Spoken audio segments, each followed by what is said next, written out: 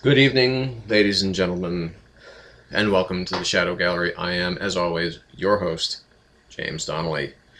And because of the overwhelming response that I've got in favor of my New Year's idea, I've decided that as an early gift for all of you for 2013, I am indeed, tonight, for your listening pleasure and your viewing displeasure, going to be doing an audio commentary for Tim Burton's 1989 Batman. Now, this is fair use. I'm not going to be showing the film to you at any point in time. You'll be watching me as I react, or you'll be listening, more to the point. That's really what this is all about. And every once in a while I may give, for those of you who are not familiar with riff tracks, again, this is not going to be a riff track style necessarily in the point of, me being all jokey and everything like that. There will be some, of course, extremely sarcastic and snarky comments. But for the most part, what I'm going to do is I'm going to tell you when I've pressed play so that you can go ahead and press play and you can follow along. And that way we will be in sync. Okay, so before that, let's just take a few moments to thank all of the people that made this possible, which is me. So, thank you, me. So, on we go with Batman. So, like I said, when I press play, or when I say, okay, it's time for you to press play on your DVD, DVR recording, whatever, just go ahead and do so. I'm going to actually turn off the backlight because it's getting in the way, so.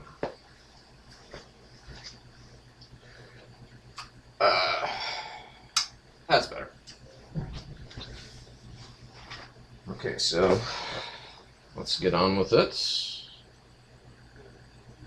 I'm going to back it up a bit, and then so I can tell you when to start. So, ready, set, go. So we have the Warner Brothers logo just came up. So, that fading to black. Now, this is the one part of the film that I actually do enjoy, because I do really, for cartoon's sake, I guess I would say I like the score. But here's the first mistake that this film, of course, makes, is that there's a number of mistakes in the credits alone. First problem being is that the villain of the film is introduced first, which is usually not a good sign. And second mistake, the casting of Michael Keaton as Batman. Third mistake, Kim Basinger as Vicky Vale. Oof, scary. Scary stuff. And then we have Robert Wuhl, who's actually probably one of the only kind of likable characters in this whole film.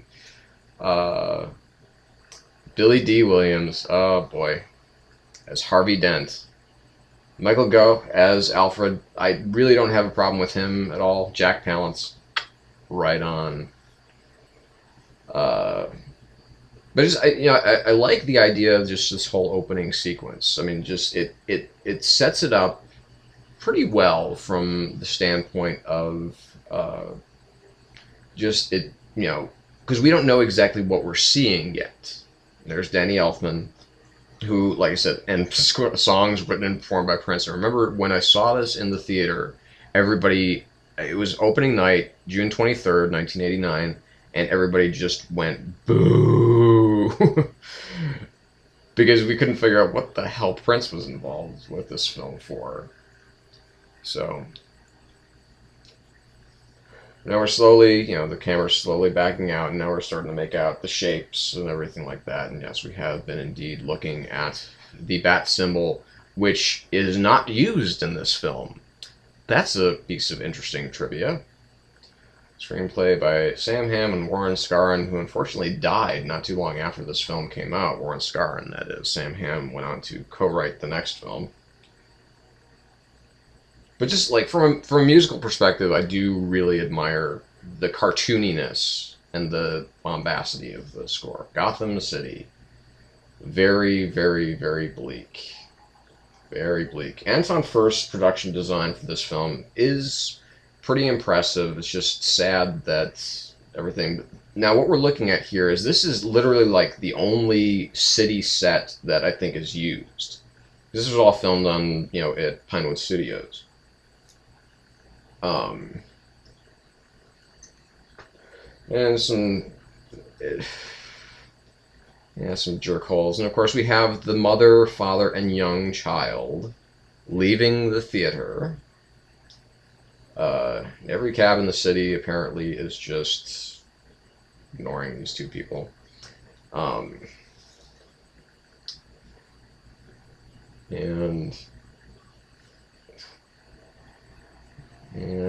we got the constant haranguing of the wife and, you know, or by the wife, I should say, and just walking through this kind of, you know, and of course the standard Gotham City hooker, who looked like she was trying to go after the kid, which is obviously very creepy. And of course they make the best thing that a tourist in the big city can do is they cut down a back alleyway, a very dark, dank back alleyway, which is literally probably the stupidest thing you could probably do. Here comes the first meth addict or something like that. I do enjoy the the accostement, the mugging. I do like the makeup that they put on the one guy though, because I mean he looks very, very pale. And he looks like a crook. And here's the first kind of overhead shot of Batman, who just watched that mugging take place. No big deal. I'll stop them later. Yeah, it's like everything wrong about Batman is featured in this film. The one thing, again, another thing that I do have to admit that I admire about this film is the fact that this does not take place so much at the beginning of the film, at the beginning of Batman's career. It does, but you know, but there's already rumors, as we hear in the scene. You know, we've got these two crooks talking about, you know, and here comes Batman dropping down, looking, you know, basically Batman, all he does here is kind of look cool.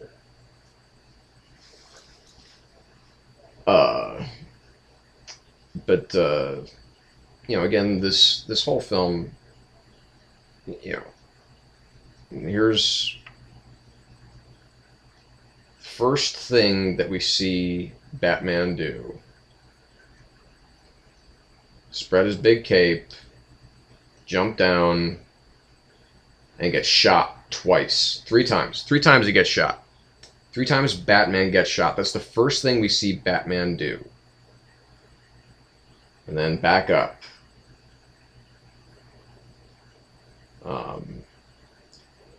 Do have to admire that kick, though. Kick right through the door. And the kind of the inherent silliness of the Batarang, and it's conveniently, it will, you know, wrap itself around whatever, you know. And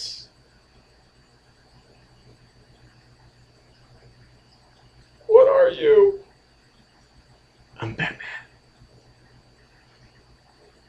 Again, I'm not a huge fan of that ever being in the script. And to be fair, in either this or Batman Begins, the fact that he says, I'm Batman. You know, just say, I'm the Batman. That would have been fine. And here's this, yeah, the words Gotham City are synonymous with crime. No kidding. Because apparently they have the most ineffectual police department in the world.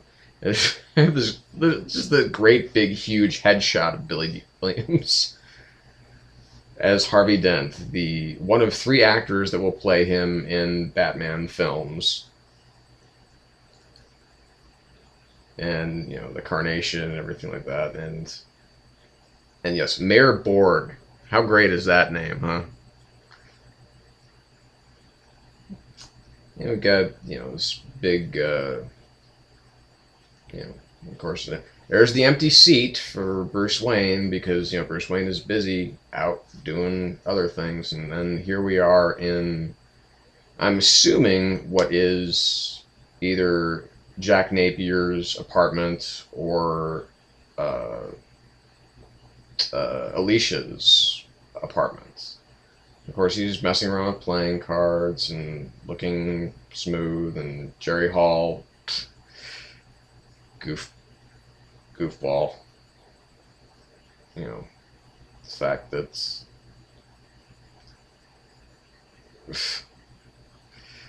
you know, it's again, you know, this is Jack Nicholson. He's this is not his movie. It's not a good role for him. I appreciate the kind of stunt casting that they did here, but there were other actors that could have gone with. But, you know, John Peters, after working with him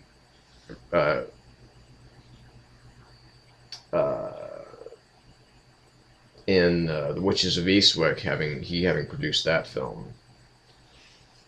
He's already got on a kind of a purple suit here. You know, there is, you know, obviously there, you know, Burton and everybody's going for kind of an Art Deco-y thing here, which I can appreciate, but again, it's just like, meh. And here's the aftermath of Batman's attack.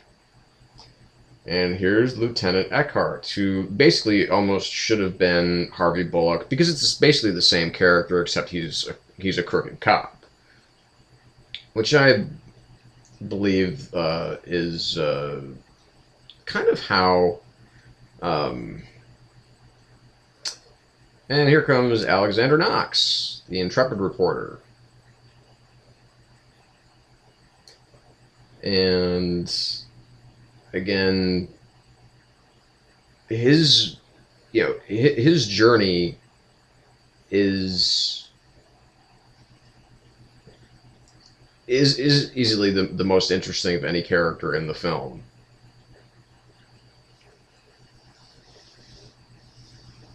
And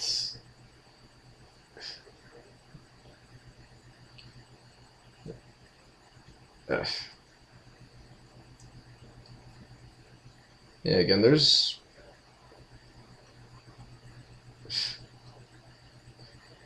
just, I wish there had been something more to this film than just this bizarre investigation. You know, the neon and everything like that, the flashing lights, the ever-present steam. I mean, I get it. I understand what he's going for here. And there's Tracy Walter back there as Bob the Goon. And it's, you know, obviously just looking for something to do in the background. And of course, here we see that Eckhart is a dirty cop, and he's working with Jack Napier and Carl Grissom.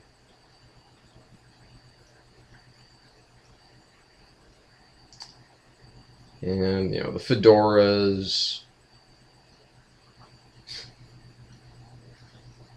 And so it's already established that, you know, Jack Napier is something of a psychopath already.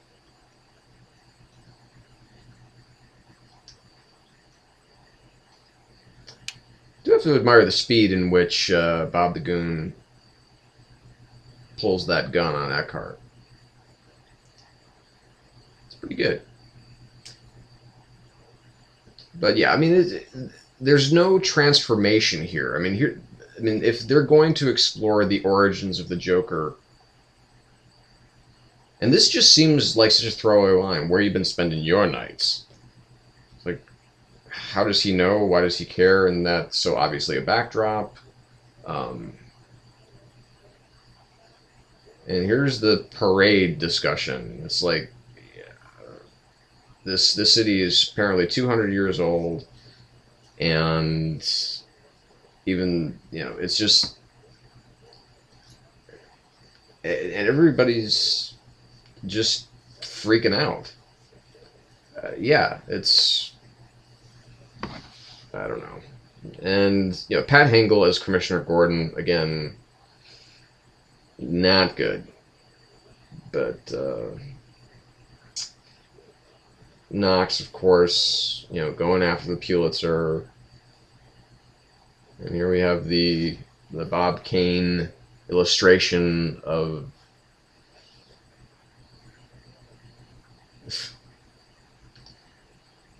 and some disembodied legs. And here she at least does look professional. She looks like she's a professional photographer there. And here's the reference to Corto Maltese, which we first heard about in The Dark Knight Returns. So it does have some, again, it's Tim Burton, Sam Hamm, everybody just trying their best to connect some kind of dots to the comics. Even though Tim Burton, has openly said a number of times, I would never even read a comic book, and he's, his forward on the deluxe reprint of The Killing Joke, has him congratulate, just saying what a great comic it is. But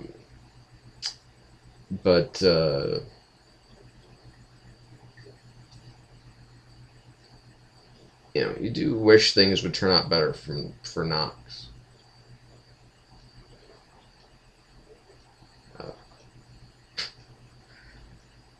And the big pan up to the big model that is. And here we have Jack Palance.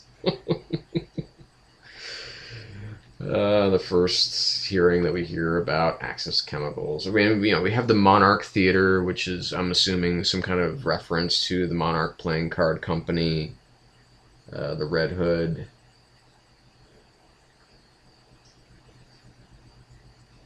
And again, we've got Jack fiddling with playing cards.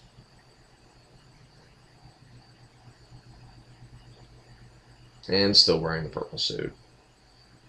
I mean, it's just ridiculous. Of course, here's the bullet hole through the Joker card. It's like, ooh, creepy.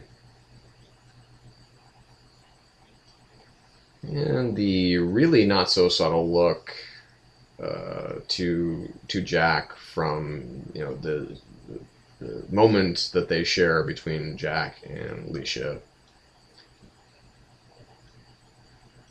So that's the big meeting. I guess that's over. So we go with Jack's plan. They're gonna rob Axis Chemicals, make it look like industrial espionage. Big whoop. It's getting really exciting. And Jack doesn't want to go in because it just smells bad. Yeah.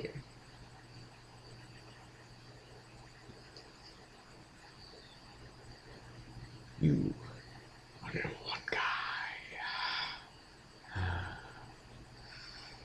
And Jack Palance, how tall is he? Either he's standing on a step or he's like... Or Jack Nicholson is just a pretty short dude. I mean, I know that Nicholson is not the tallest guy, but...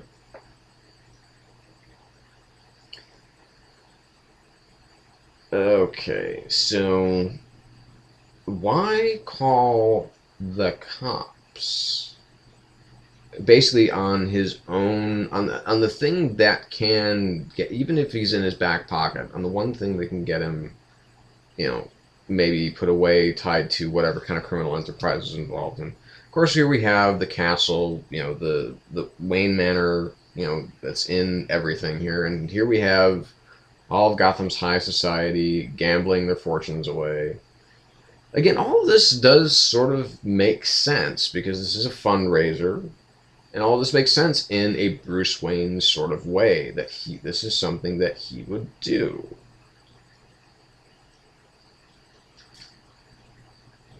And here we have Alfred, Michael Gough. One of the few casting decisions that's yeah, and the tip. Okay, but Michael Gough is actually quite good as Alfred. It's very appropriate, and that dress is just horrific. It's like a bad prom dress. I mean, I know this is the '80s and everything like that. And here we have the first appearance of Bruce Wayne. Well, Michael Keaton's not a bad-looking guy. He's certainly not the dashing, handsome millionaire playboy that you would think of as Bruce Wayne.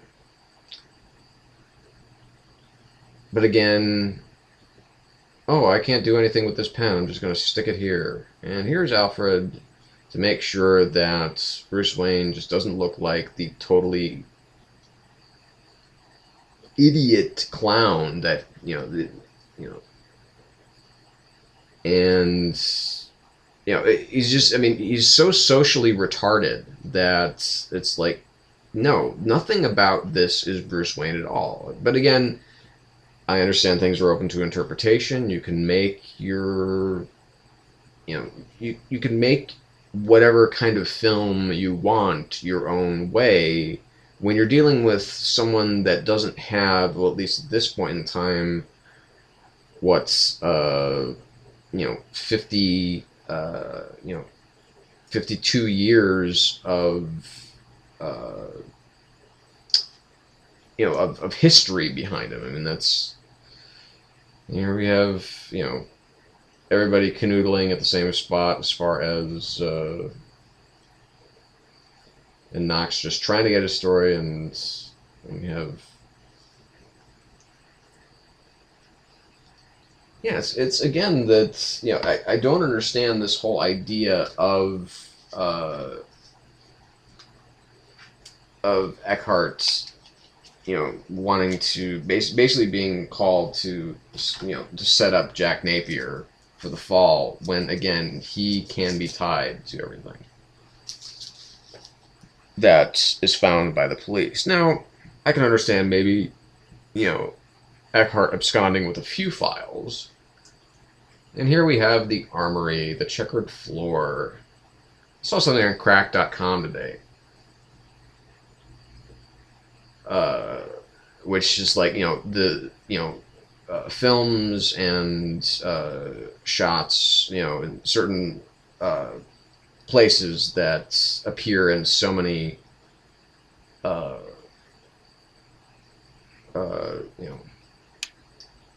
so I don't get that costume. It's like this weird steampunk thing. Again, it's like, it just, then, this whole armory room. You guys bought it in Japan. Yeah. Okay. So this is the clever investigative reporter, and he doesn't know who Bruce Wayne is. I can understand Big Vale not knowing.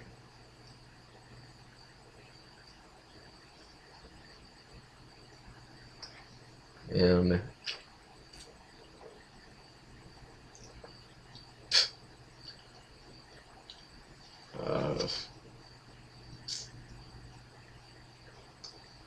and I mean, again, just what, he has no idea what to do at his own parties. I mean, again, come on. Give this guy a little bit of charm. Give him a little bit of something. I mean, don't just have him be, just this, I don't know how to speak. I don't know how to act in front of other people. I mean, I get the whole, yes, he's a total isolated, freakazoid, and he only cares about just the one thing.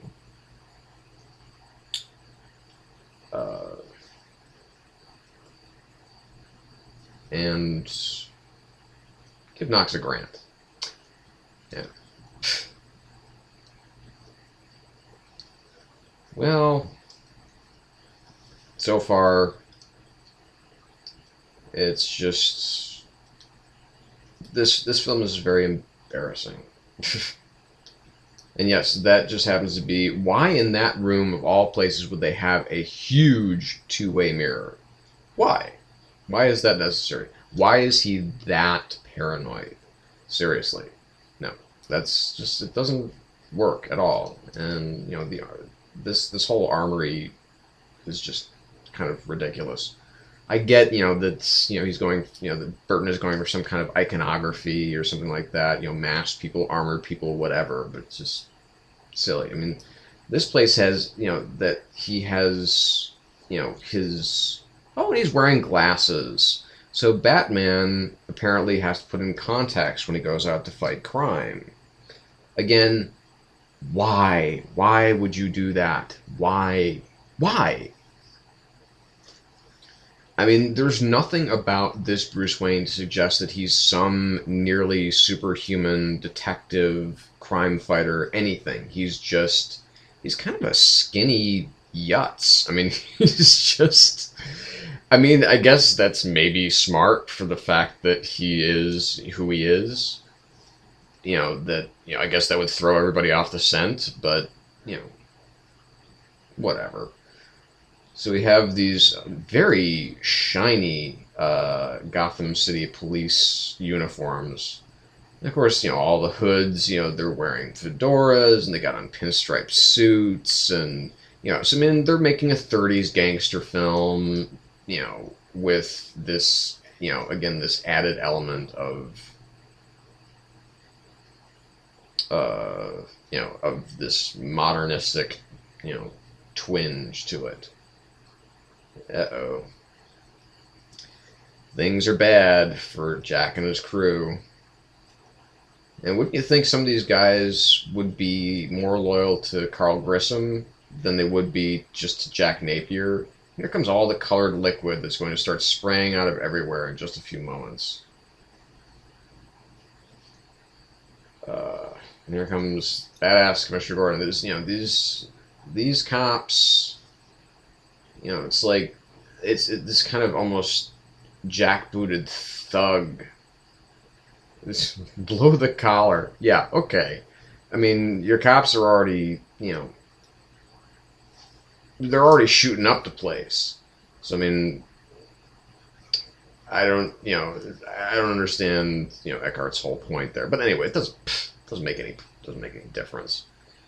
Here comes Jack turning on everything because apparently that will help him in some way as opposed to escaping. I mean, he's the one that hates the chemicals in this place. Why wouldn't you be just running to the nearest fucking door as opposed to just kind of turning on every machine that you possibly can? It just doesn't make sense. Nothing makes sense. And here he comes. And, basically the only thing that seems to be... That's another thing that I don't understand about this fucking movie is his utility belt. Is everything seems to slide into place that he just knows what he needs and then it's going to happen. Okay, at least Batman didn't kill this guy. So again, he just seems to go everywhere. See, okay, that's a good escape type moment there. Using the fire axe to open up the chemical vat, whatever.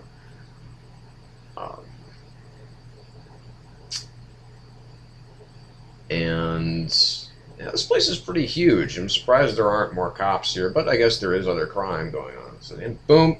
Okay.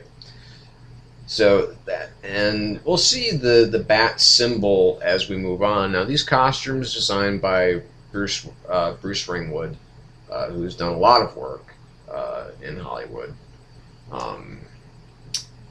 You know, you have the bat, you had this bat symbol all over the posters in the very first moments of the fucking movie. You know, that's the whole thing. And then they've changed the bat emblem. And hi, Chloe. The cat has just jumped on my lap, in case you're just listening now. And here comes Batman to stop the assassination of Commissioner Gordon by Jack Napier. And yes, he can lift him up high. And you know, it's all the pseudo badass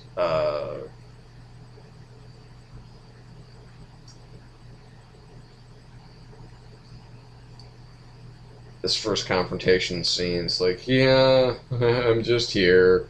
I'm Batman, and I'm just kind of hanging around. I've taken out so far 2 punks, and I've stopped Commissioner Gordon from getting killed. So I guess I can call it close to a night. And I'm just going to totally let this. I'm going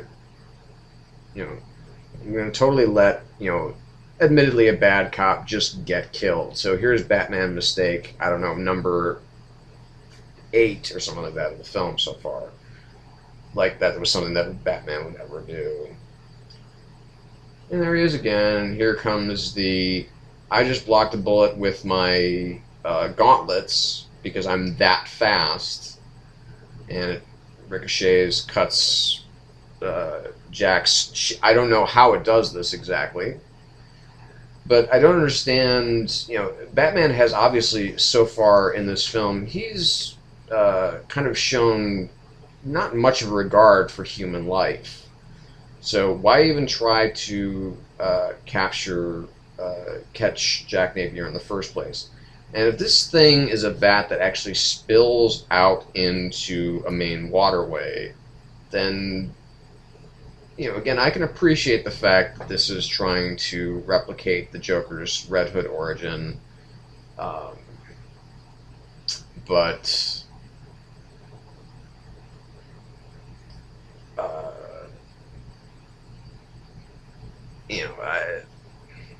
it just seems like he didn't dive in, he fell. So, there's nowhere to swim out. And there's Batman looking cool where it says Axis, and here's the big spillway, which for whatever reason isn't filled with the floating playing cards, and of course the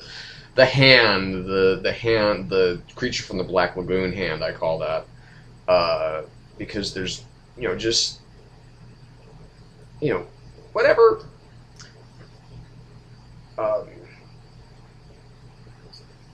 And here we have.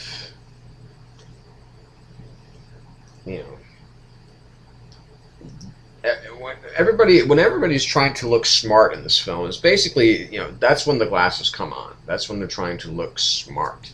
Already, Vicky Vale has a date with Bruce Wayne.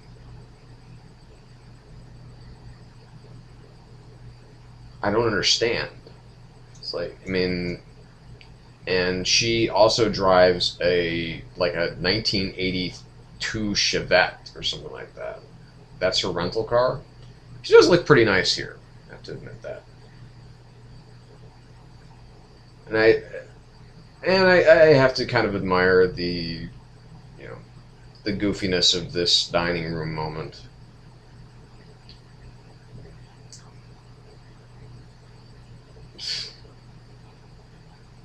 But I don't understand how either of them would actually think that this would be appropriate for kind of a date. Yeah, it's a very 80s, kind of, the fashion in this is very 80s, but again, you have a hard time finding the house. Yeah, it's Wayne Manor. I don't think anybody's going to have a hard time finding Wayne Manor. It's probably on a map by itself. Uh,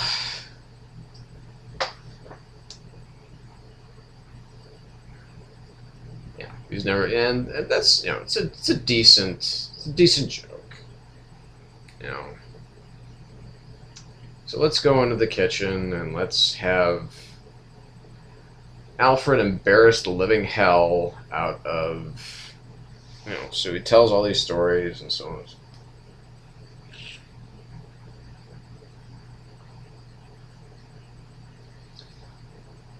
Yeah, at Alfred, he's a real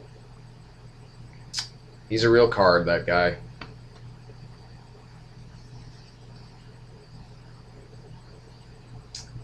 And but at least he's Alfred. I mean, it's a good Alfred. I have to admit that it's a good Alfred.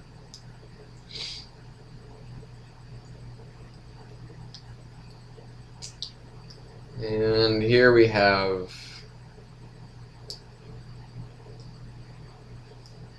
you know, again, we've gone into kind of a less awkward, more actually kind of organic realm where we can sense that Bruce Wayne is feeling a little bit a little bit remorseful about not having a childhood, really. And again, we have, you know, here's Bruce Wayne drinking pretty, you know, fair amount of alcohol, but not really.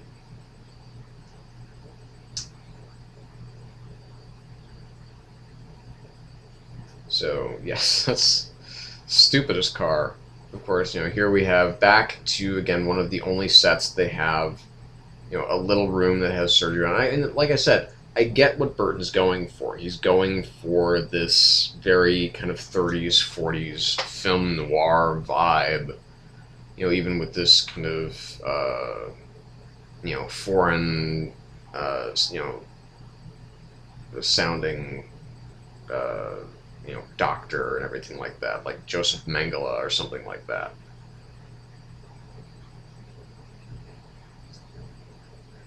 And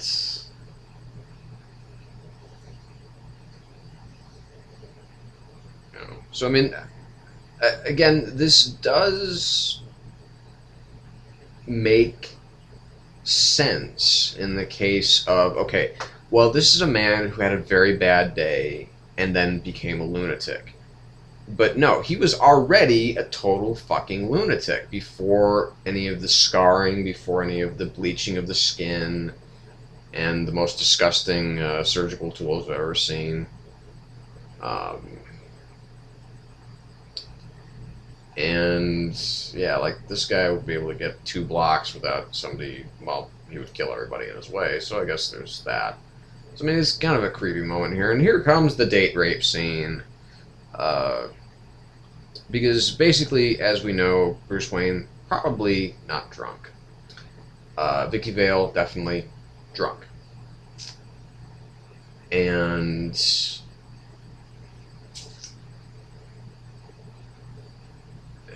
this is just why the glasses? Why the date rape? That's really what it is. Call a spade a spade. And here we have, I don't know how much money Jack Palance got for being in this movie, since he's only in it for about maybe 5 minutes at the out.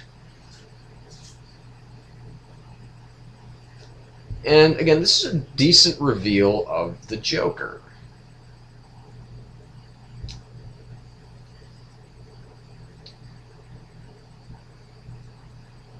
And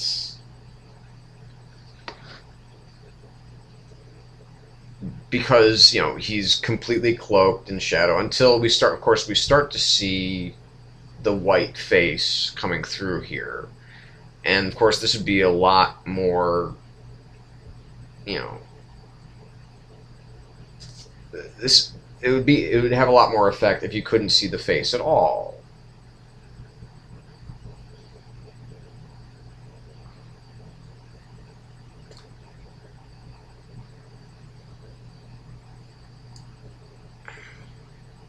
So just, I do admire the scene. But I mean, I don't know if it just started with this film, but the whole, the, uh, the dead, the person that I was is dead. Uh, uh,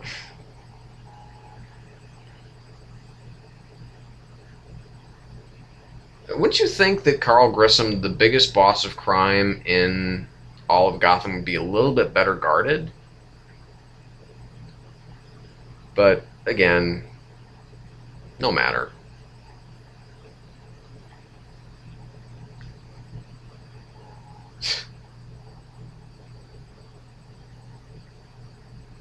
And this scene is just so kind of,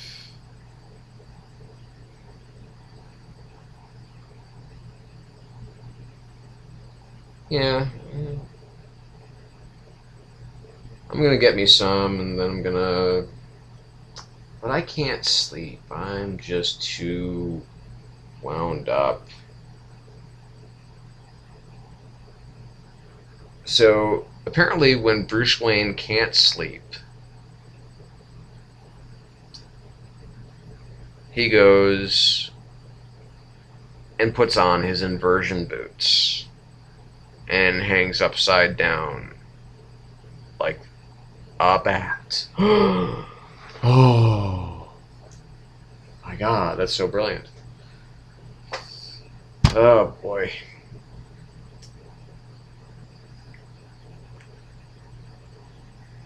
And again, we have all these, terrible. I do like the blood splatter on the newspaper though.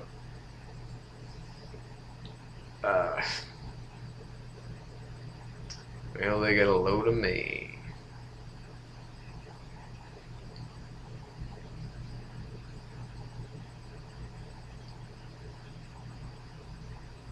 I mean, it's basically Jack Nicholson is not only playing himself, but he's playing Cesar Romero here as well. Um, and so Bruce Wayne does eventually fall asleep on the couch.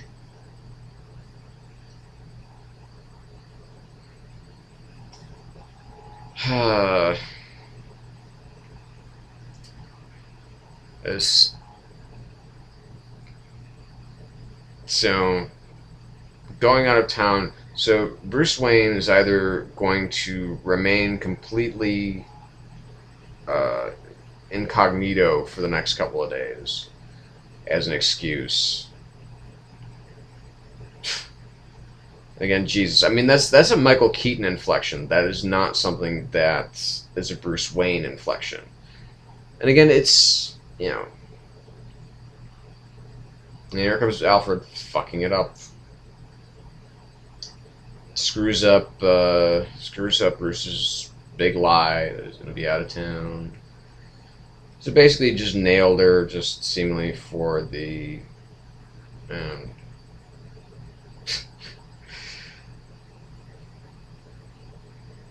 So yeah, I guess that was Grissom's place, or just her own place, whatever, at the beginning.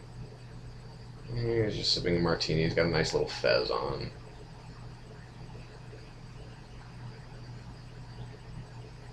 And so we've gathered the heads of the other 35 families, and Albert Einstein, apparently.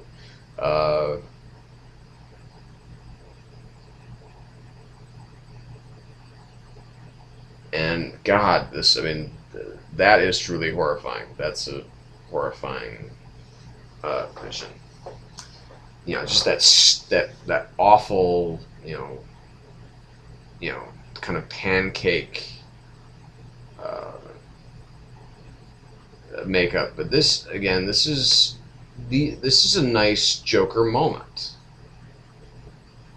the death by, you know, super voltage joy buzzer.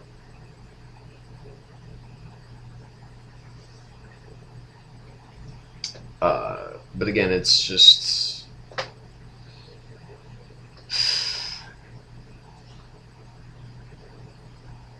it's, you know, it's smart. Again, this is a very Joker comic book thing to do, and you know, I like the fact that he's basically assembled the entirety of his. He's essentially, you know, everybody has got the little kind of almost like Dick Giordano-esque Joker face patch on their jacket now. And, you know, they're all got Tommy guns and everything like that, you know. Again, I won't begrudge the fact that this film has some moments that work. But again, I mean, him, you know, kind of spray dyeing his hair and then covering his face in makeup so that, you know, he looks, you know, so that he looks somewhat regular, whatever. I mean, the whole point of the Joker is that his visage is supposed to horrify people. So, I mean, you know, that's, you know, poor Jack has to wear that stupid prosthetic from, you know, from morning till night. And again, here's another good moment where he starts talking to the electrified corpse. This film, like I said, if it weren't for all the things that it gets completely wrong, this would actually be a pretty decent film.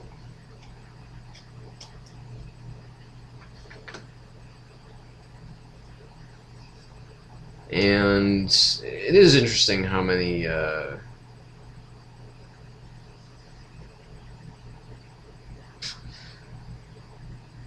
euphemisms they keep coming up with for killing.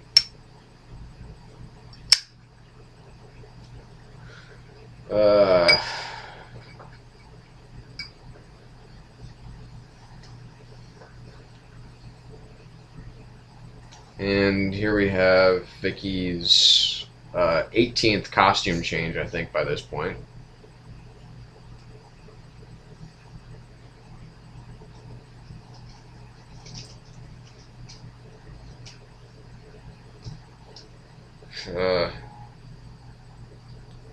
Knox just not getting a fair shake here.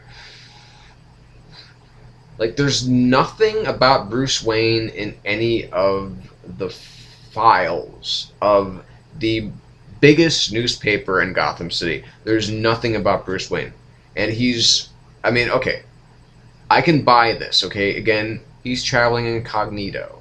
He's driving this piece of shit 1974, whatever, Ford, Dodge, Chevy, whatever.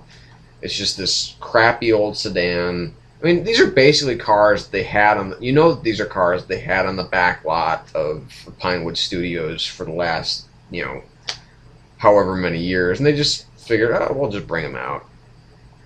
So, I mean, you know, it's like, that was something that just really stood out for me, is that, you know, why is Vicky Vale, she's arguably an incredibly successful fashion photographer, obviously a very good photographer, period, you know, just for all the stuff that she's been doing for Time magazine. She probably gets paid pretty well, and she can't afford a better rental car than a Chevette. I know I'm harping on that, but it's just really silly. And the two red roses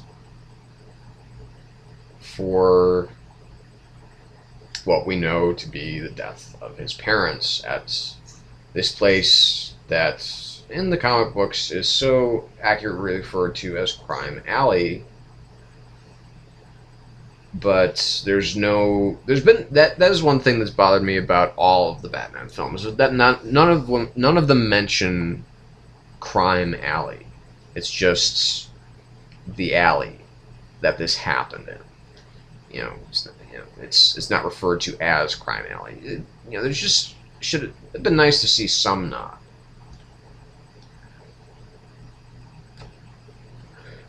And here's Bruce walking around a cadre of reporters, and here's this whole gangster thing about this guy who's this mobster who wants to take control of all Carl Grisham's businesses,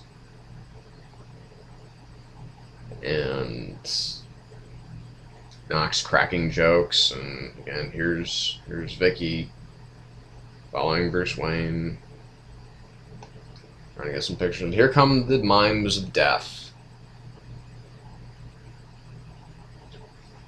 And Bruce Wayne just standing around, checking out, what could happen here?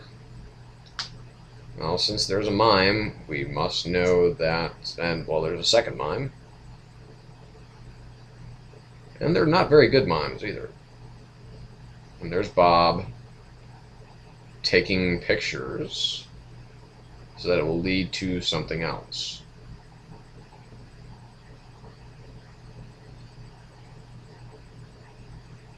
So what exactly he's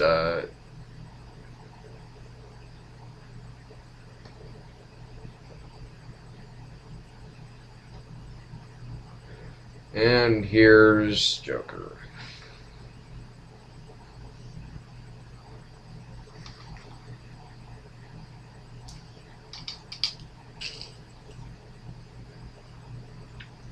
With, again, a decent Batman TV show killing, if there was to be a killing. Throwing of a pen right into somebody's throat. A feather pen.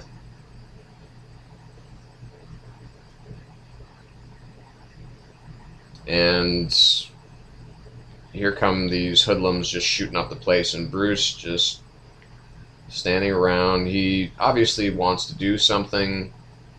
And there's a shot. The squib goes off right in his shoulder. There's no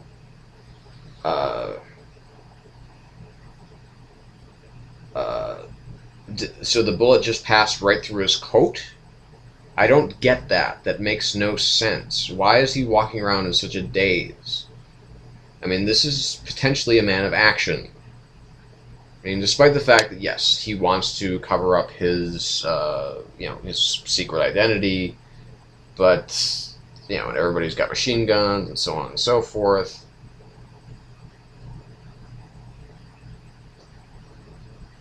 And there's the extending boxing glove, which is, again, it's a nice touch, a nice shout out to the comic book.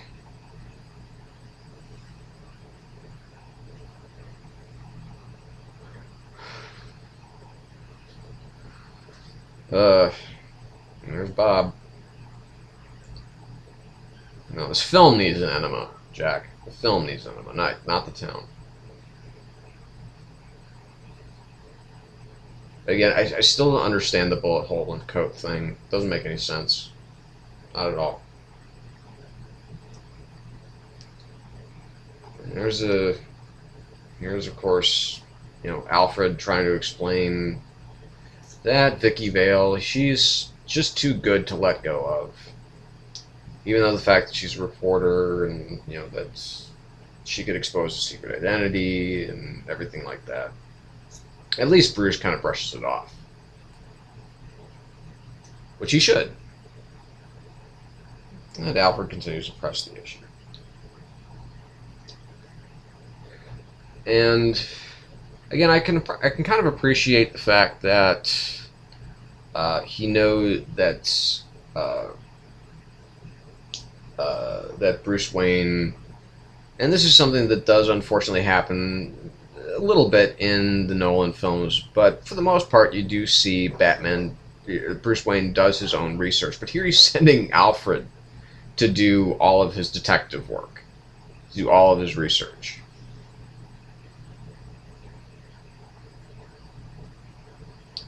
So here's Vale in this incredibly huge apartment that, again, you know, I'm assuming this is not another costume change. This may be what she was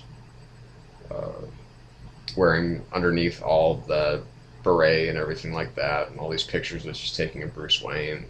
It's like, why bother? Why can't she just follow him? Why does she need the pictures?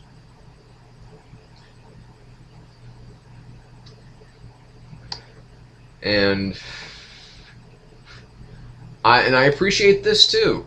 Again, this is another decent moment where we see, okay, well, there's this gas, you know, here's this CIA file about all these pictures taken of this. We're assuming what eventually Joker is going to turn into his quote-unquote Smilex gas.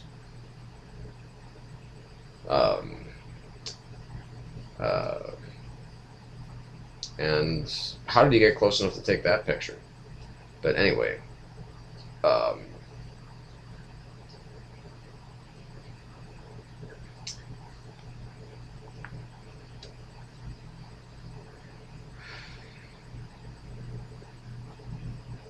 and Joker just kind of,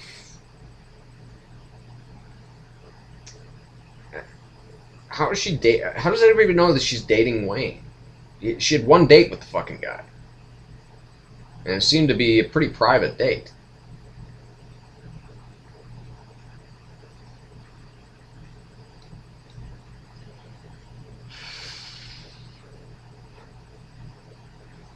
Vicky Vale just got into town. Why would she have a listing in the phone book?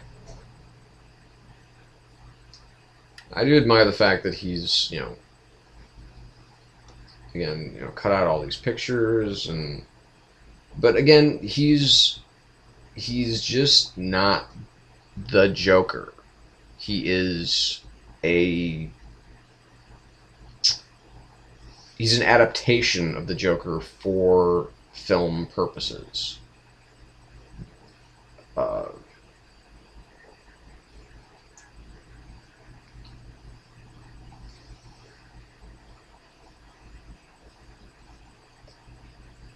And so here we have the Action News broadcast, in which we have the mysterious smiling face death for the first time.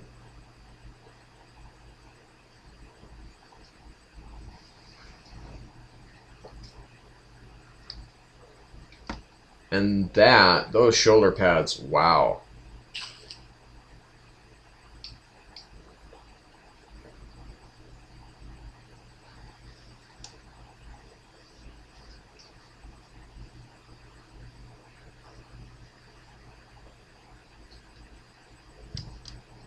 And just this scene. We got Justin. You know, so it is a mix of laughing gas and deadly whatever.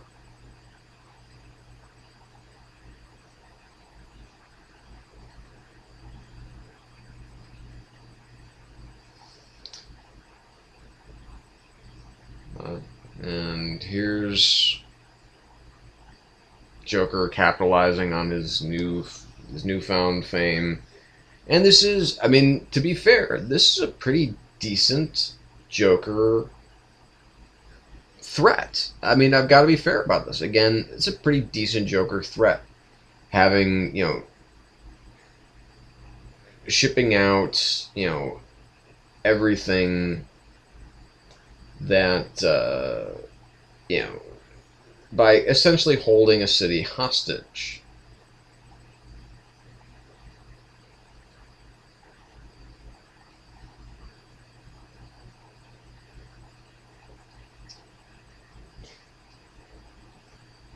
So, I mean, this is actually a decent Joker plan.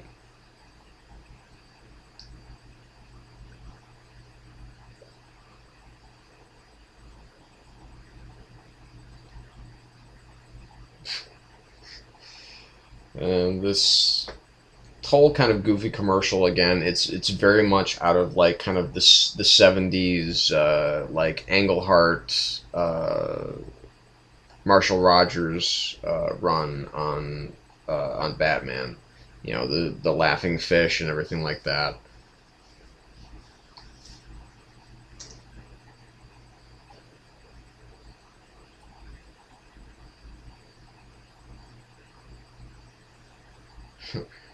Aptitudes include science, chemistry, and art. So, I guess that's all he needed that that file for, not to really gain it. And this you know the spinning and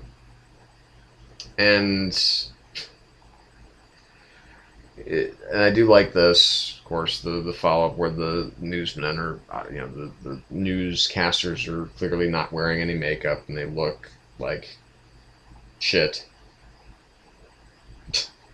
The frizzy hair. I mean, that's again, like I said, there's some pretty good stuff here, and they just can't put it together.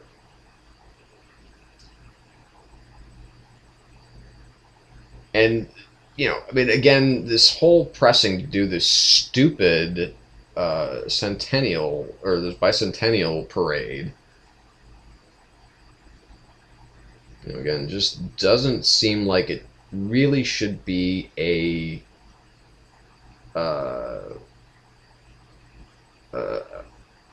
you know, that doesn't seem like it should be a priority for the city to deal with at this point in time when there's a huge crisis happening.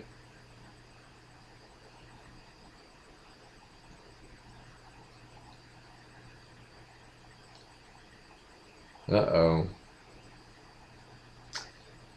Something's going on. Something's amiss.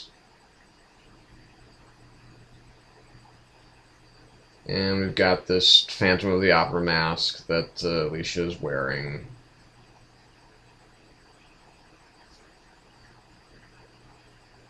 Ooh, creepy.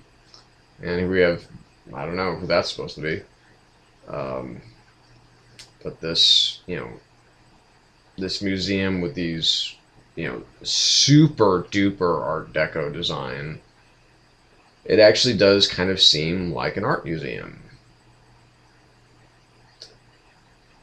So, but at the same time, you know, having this kind of little cafe in the midst of everything of this art museum, not really, doesn't seem to really be fitting with the museum. But that's, you know, hey, that's just me.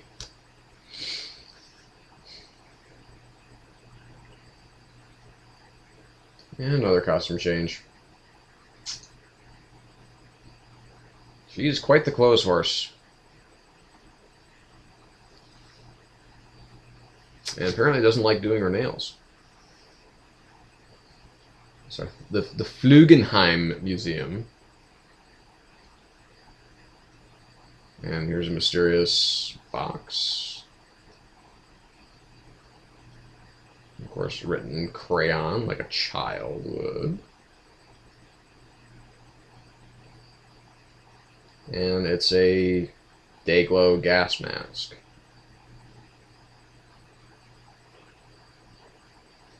And so let's pump some gas. Although I can't remember, is this just... I think this is just knockout gas and not Smilex. I like the fact that it's colored purple. I mean, come on. Everything had, you know, it's Tim Burton, so everything has to be visual. Nothing can be implied. You can't just hear a hissing or anything like that.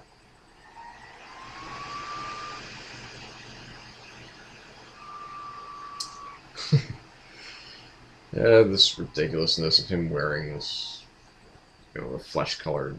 And here we've got to have, here's Prince's Party Man.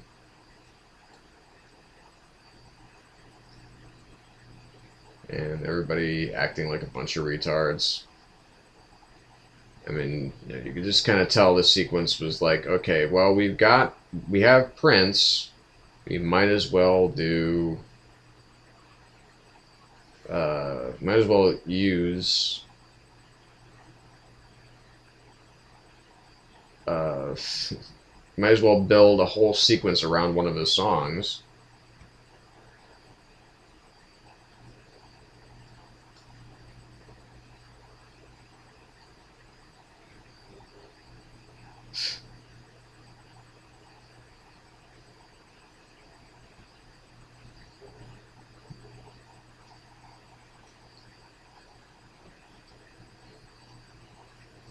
That had to hurt. Anyway. This is just...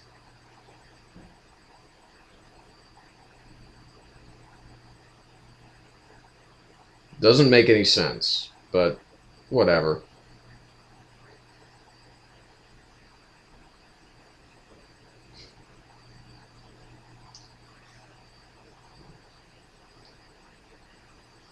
And I don't remember who the artist is of this particular painting, but don't you think that when all people around her started dropping like flies, the first instinct maybe would have been to get the fuck out of there? But no, she stays.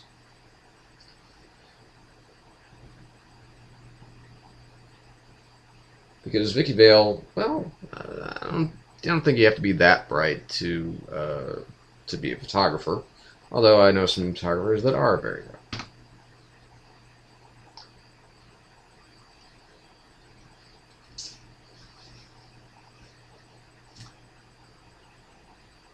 And yeah.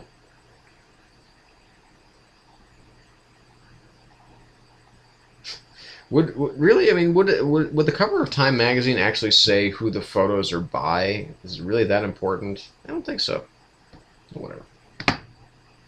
But I do appreciate the fact that he's looking at the haute couture fashion pieces and saying that they're all crap, and then of course he's looking at the corpses and he thinks that they're beautiful.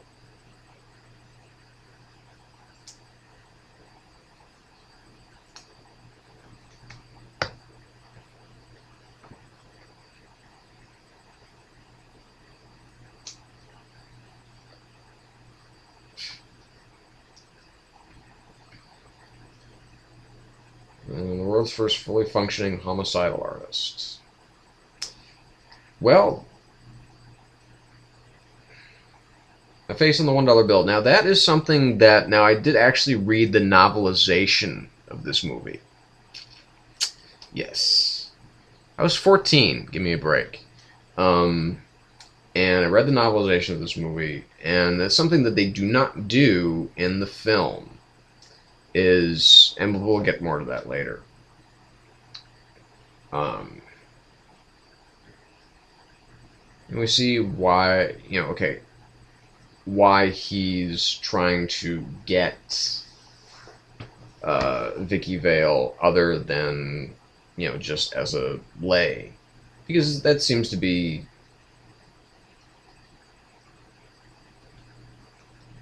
And we see why Alicia's wearing the mask.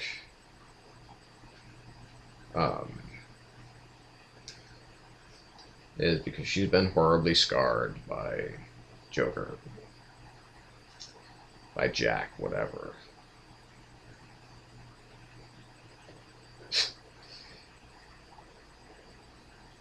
And...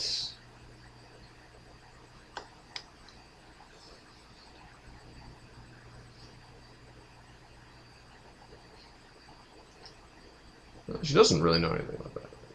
It's true. Yeah, I mean, it's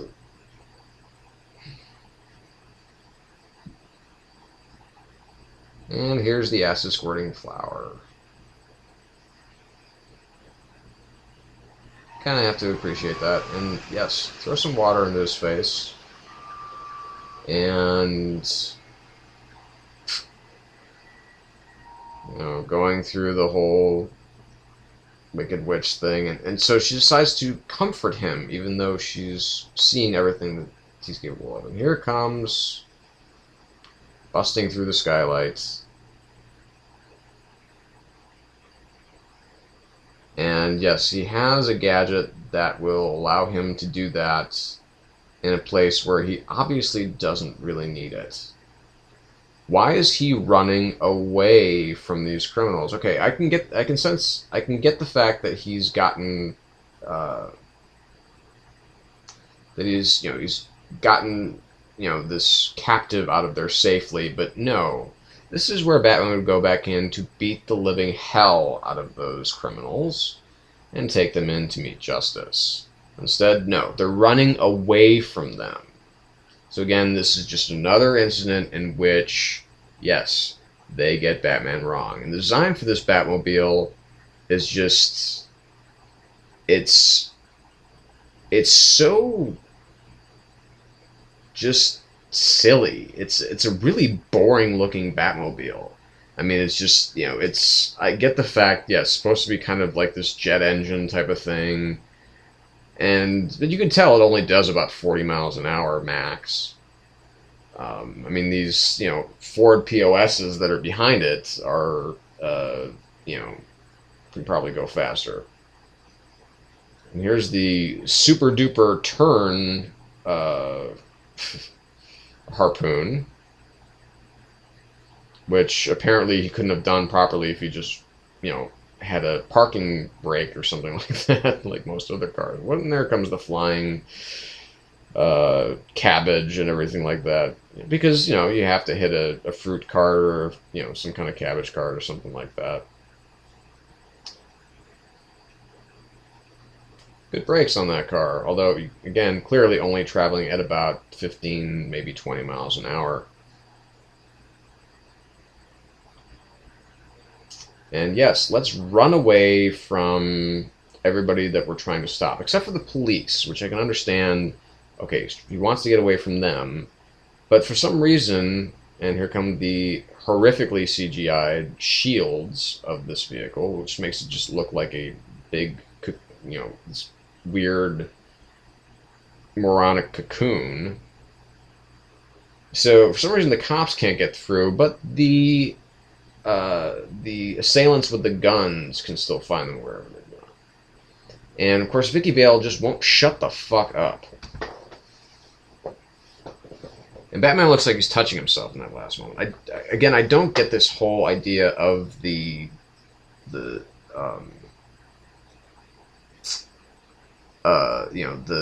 utility belt. Apparently, everything is behind his cape.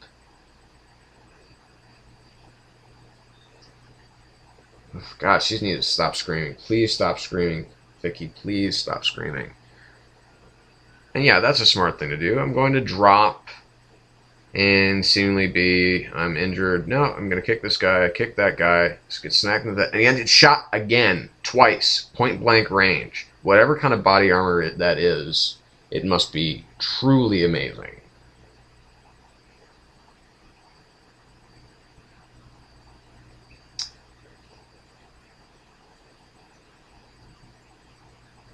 Yeah, so she's going to get the picture of them removing the mask for a fraction of a second. And here he comes, I'm up. So this is basically what I'm assuming that Batman's grand plan was all along, was to get as many of them as possible cornered in this alley. And we see a tad bit of, and here we oh God, what were they thinking? This is, again, the least physically imposing Batman that has ever been on screen. And I do have to somewhat, again, admire at least a little bit of this fight choreography here with the swords, although the swords are completely unnecessary. And again, he's just flaying them around like an asshole. And then the boot to the head. And yeah, here's Batman. I'm just going to let this guy escape. I'll get him next time. I'm sure that he won't kill anybody or anything like that when, while he's loose.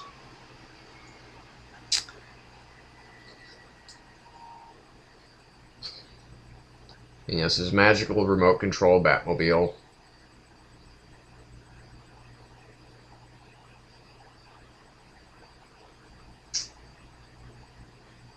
I mean, it's such an unfortunate design. It doesn't look like a bat. It doesn't look like anything. Oh, you weigh a little bit more than 108 pounds. Ooh, you're a smart guy. Yeah, it's always a good idea to do, you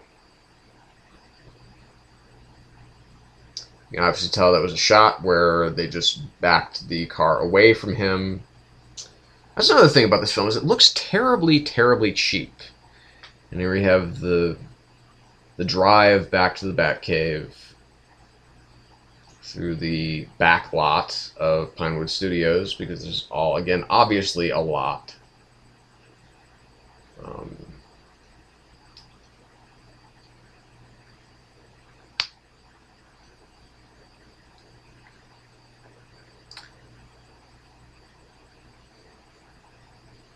And okay, at least here, even though we can tell the film has been sped up, at least we get a sense of some speed there from the Batmobile. I mean, that's the thing with this film, is just everything looks so cheap about it. I mean, it was made for only $40 million, so I mean, I grant you that. They were still not necessarily betting that this was going to be a big success.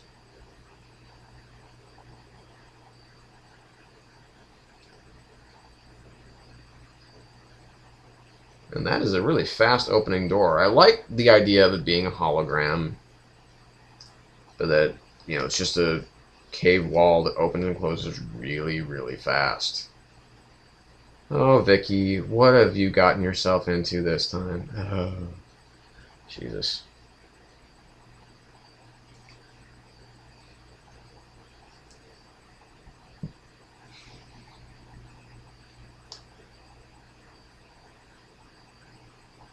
And to date, or at least, as far as this film is concerned, yeah, because that's a good idea. Let's put, oh God, I mean, the design of this cave is simply just not functional. And here we have the only explanation as to why Batman is dressed up like a bat. Bats are great survivors. That's it. No, I need to strike fear and terror into the hearts of criminals. It's not an omen. Bat crashing through the window or anything like that.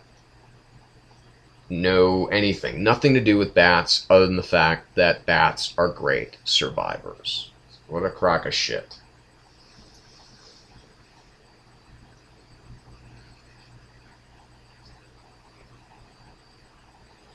And, okay, here again we have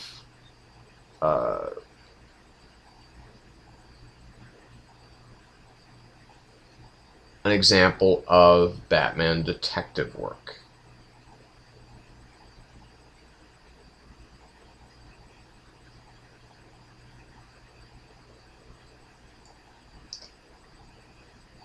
So, I mean, at least, again, there are moments where the film has things going for it.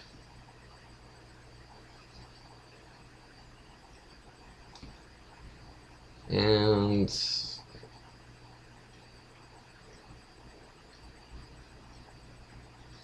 some people say the same thing. What people? What do you mean, what people?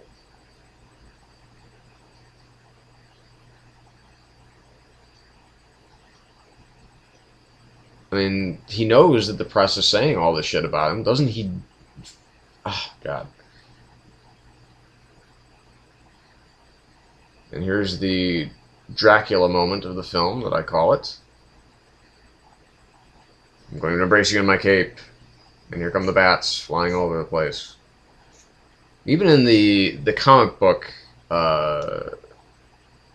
adaptation of this, they show that he has a little capsule that he holds up to her face that knocks her out. She likes touching herself. Anyway, but no, we discover it's all about the film. And again, Knox, trying to be the good guy here, trying to be the stand-up guy. He is a stand-up guy. He just gets fucked over.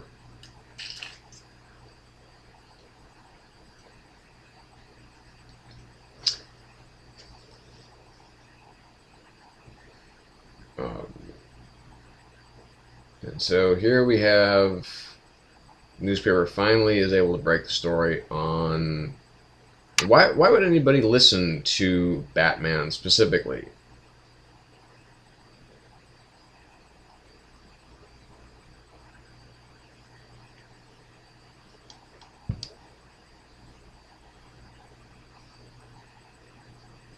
Why would all of Gotham still be trying to figure out whether or not Batman is a friend or foe if he's just basically cracked this code?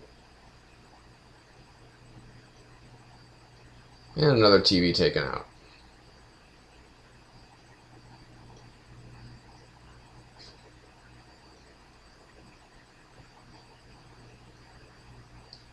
Is that a flare gun shot? No idea. At this point in time, I'm just telling Alfred to kind of piss off.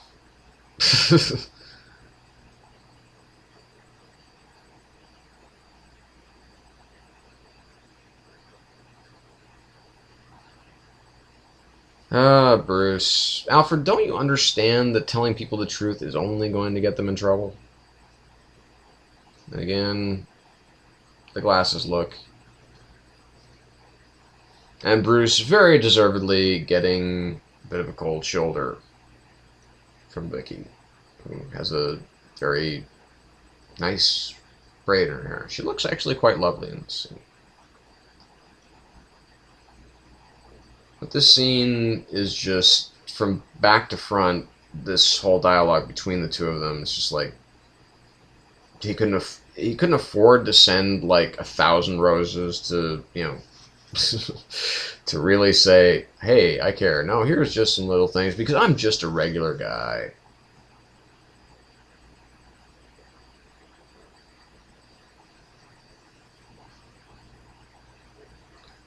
And yes, Bruce Wayne has been a real dick, but not because he is a millionaire playboy, but because he's just an idiot. But for right now, shut up. Yeah. He's a real charmer, this Bruce Wayne. I can't imagine why every girl isn't trying to get a date.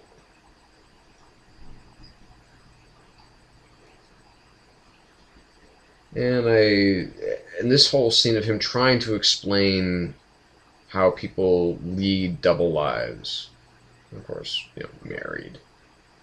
Like, nobody would know. I mean, this is not just your random guy. This is Bruce fucking Wayne.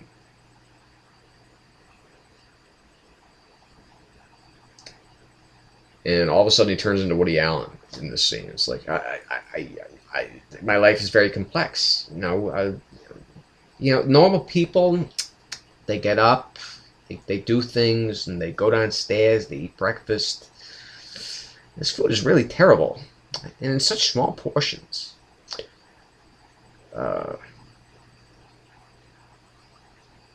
And Vicky's just, she's a ditz.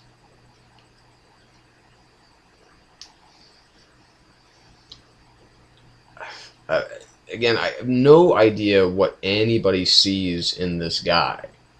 Other than Alfred, I can understand.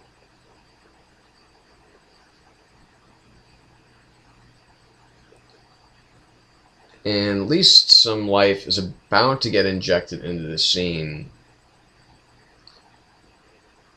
Yeah, I'm mouthing the words, I'm Batman, because... another scream. I don't know. I think we need a scream counter here. I wish I had a clicker for every time that she fucking screams here.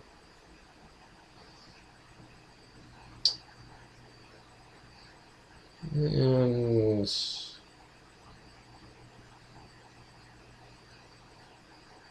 Bruce trying to figure out what I'm going to do next.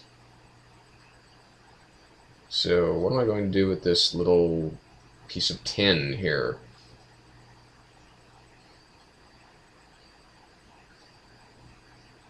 And why does she have a bowl of popcorn sitting on her mantle? And here's where we explain that Alicia has died because she just couldn't live with herself being ugly. That could make more of a statement, but it doesn't. I mean, if the Joker himself had killed her, I could understand that.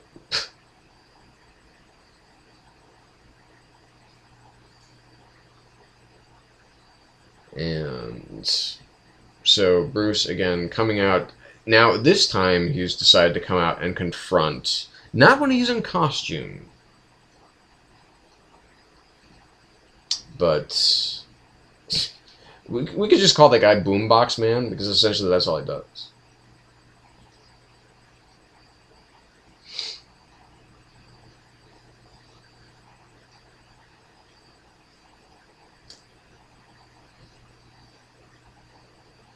Yeah.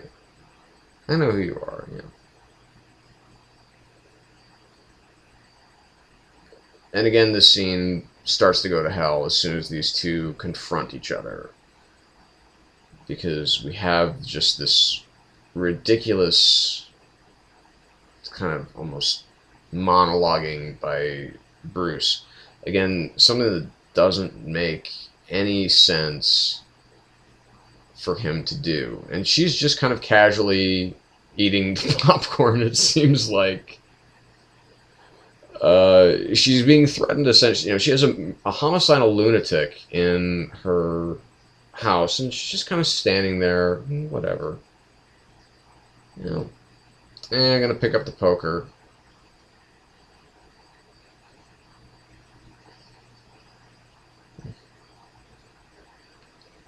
This is all Michael Keaton right here. This is not Bruce Wayne. Now, how did he know that this was going to be a heart shot? You know, really.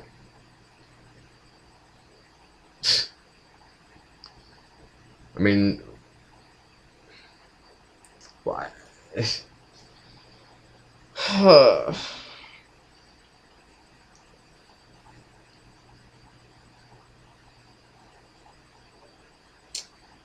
And just, oh boy. Oh boy. We might end up being a little out of sync, so you might just want to pause for like 2 seconds and then come back. Because for whatever reason, my cable just froze. And I've been doing this for too long already to stop and redo it. But Bruce is now mysteriously left.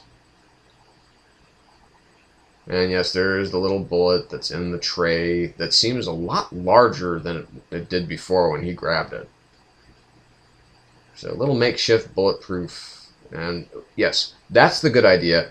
Open a thing that was left for you by the Joker. Yes, that's a good idea. Good one. Good thinking there, Vic.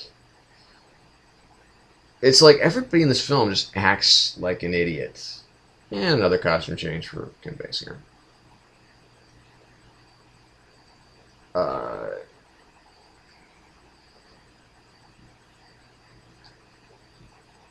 And so now we find out, you know, again, we have this crack investigative reporter. Again, nobody knows. And here we have the smart look. One guy, you know, Knox got the pen behind his ear. She's got the glasses on, trying to look professional.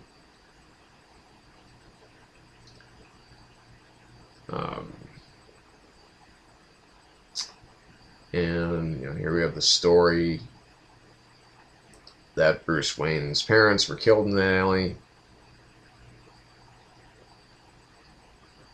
And yeah, don't get personal. That's one Knox. He's already made it personal. Batman's sleepy. I don't understand why. Okay, I appreciate the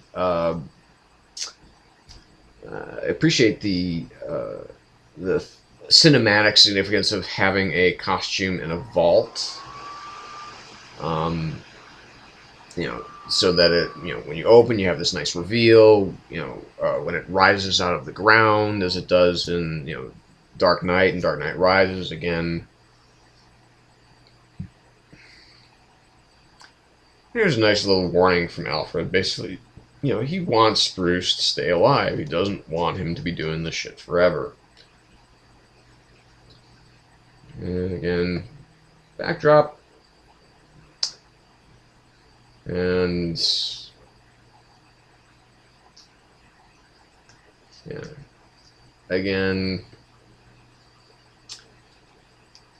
we have now, since Joker is essentially, we already know that he has the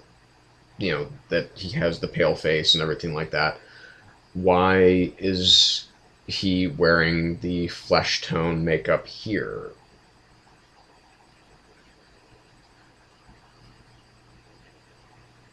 And again, dent with this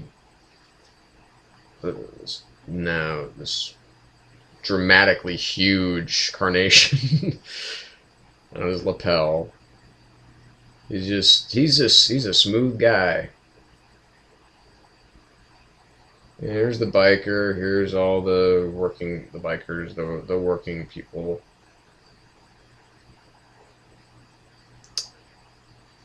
Yeah, everybody's just enjoying themselves, having a good time. Apparently, and this announcement of the $20 million in cash. Hey, everybody's listening up now. Yeah, let's go to the party being thrown by the homicidal maniac who's just basically threatened to kill all of Gotham already.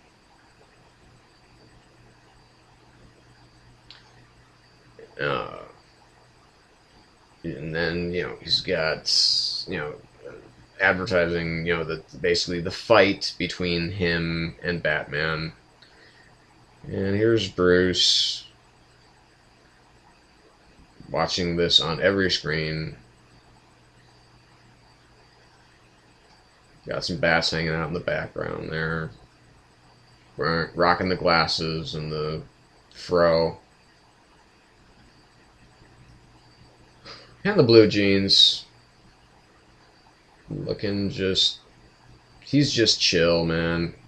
I don't know where he got that pilot seat for that chair there, but I mean, it's ridiculous.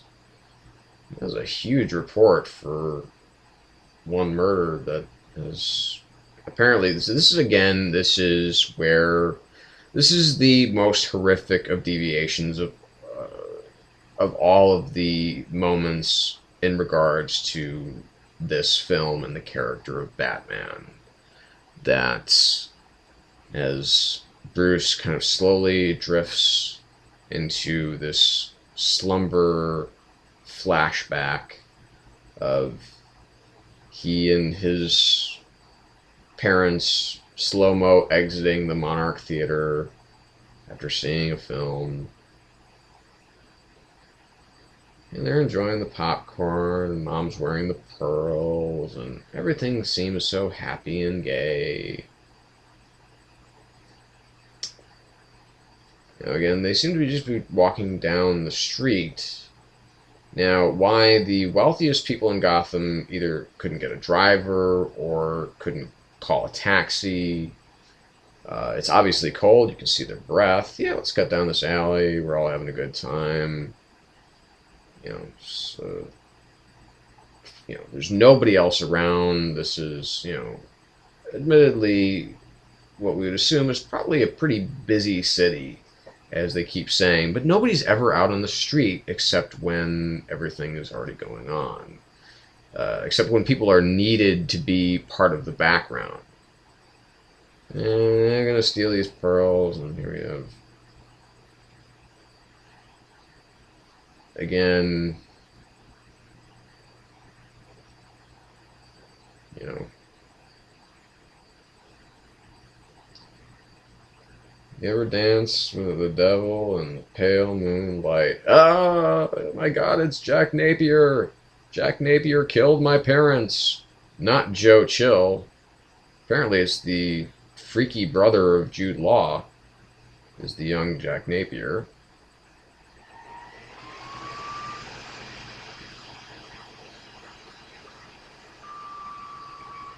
I will never, ever, ever understand why they did that, except for the fact that he needs to have the Joker. And here's Alfred. Alfred just basically saying, fuck it. I'm just going to let the woman in. Just going to let him know who exactly you are, what exactly you're doing. Wow, that's a really, really primitive computer. I mean, shit. I mean, people had Apple IIs at this point in time. They couldn't have gotten one of those. I mean, I remember using those in 1983 or whatever at my grade school. I mean, they even had, Apple personal computers that had the mouse at that point in time. In 1986, hey, I mean, Star Trek IV, The Voyage Home, personal computer, Mac computer that had a mouse. I've loved you since I met you. This horrifically freaky guy that, is very awkward, he's not very attractive, and he's just... apparently he has layers. That's the thing.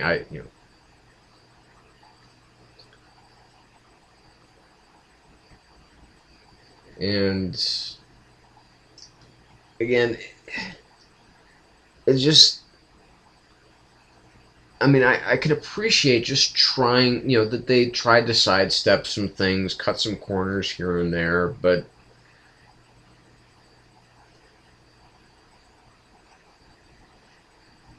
Batman's got to go to work, honey. He's got to bring home the bacon. So again, here's the reveal of the costume. And I do kind of like this shot. The light getting into his eyes. That's kind of a cool moment. And then here we go with what I call the Batman killing spree.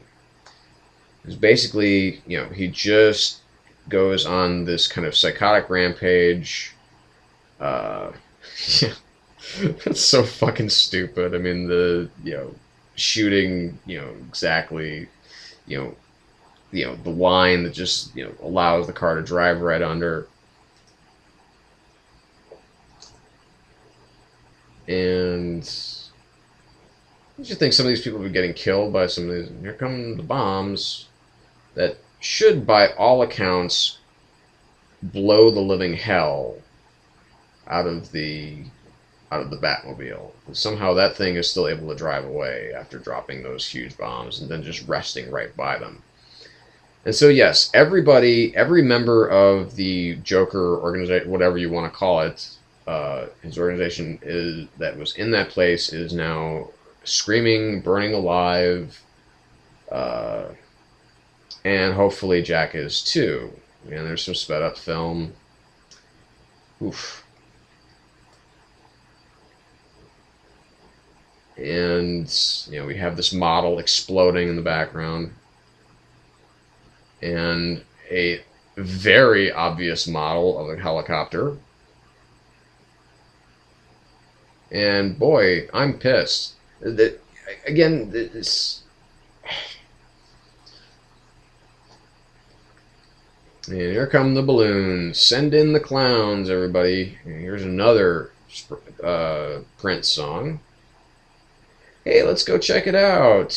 Hey, yes, here's the holiday celebration. Here's the bicentennial celebration being thrown by the homicidal maniac. We're all gonna go there, yeah, because this has got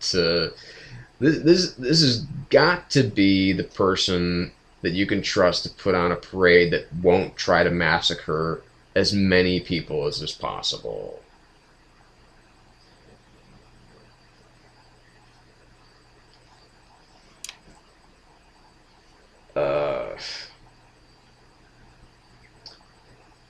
And here we have the throwing of the money. Now, I said I would talk about this before, I'm going to talk about it now, is that in the novelization of this book, or of this film, excuse me, is we have... Where the fuck are the cops? That's another thing. Where are the fucking police? all of this money is fake because, you know, as Joker says, he wants his face on the $1 bill. All of this money, when you look at it in the book, it's revealed that it's the Joker's face on a $1 bill. This is all counterfeit. This is all nothing money. And they never touch on that in this film. I don't know if it was cut out or whatever, but I mean, here's someone that you've seen, that cops have seen kill people. You know, his gang has killed people. I mean, they're leaving bodies just dropping left and right, and yet there's no police presence in this whole parade area. There's just nobody, no cops, none at all. They just took the night off, apparently. And again, obvious backdrop shot. And at least, okay, at least the media's here. No, it's not Gotham's greed, Knox. It's Gotham's fucking stupidity. Here comes the Batwing, which is the most, again, horrifically cheap looking, but it's the most impractically designed flying machine that you could possibly make.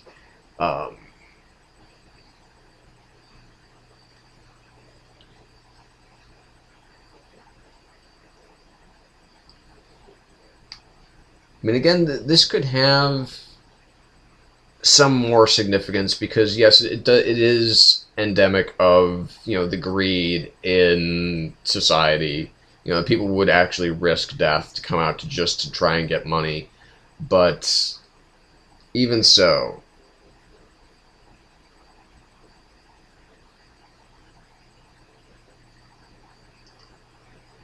and here we go.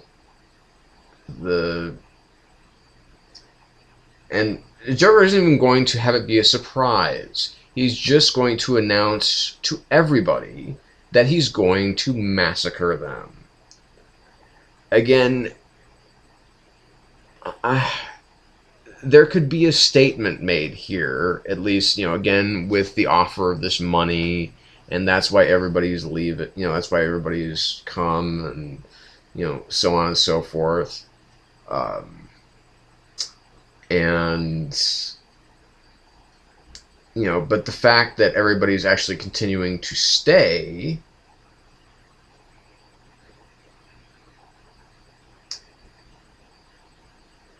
and how do you know that that's Smilex?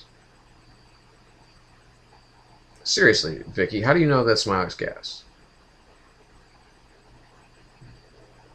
Oh, I'm gonna throw a fit. And, you know, we start to see people, you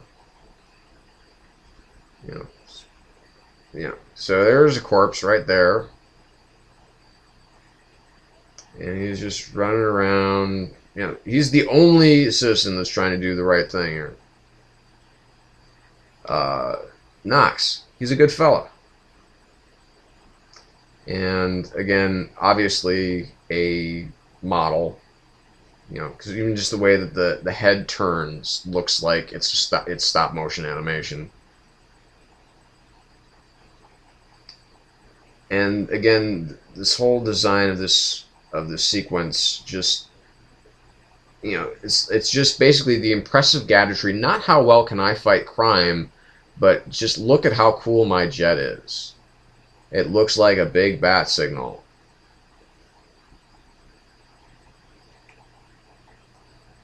And, you know, so I don't know, that seems to be like his, you know, I don't know why he seemed to start so far away.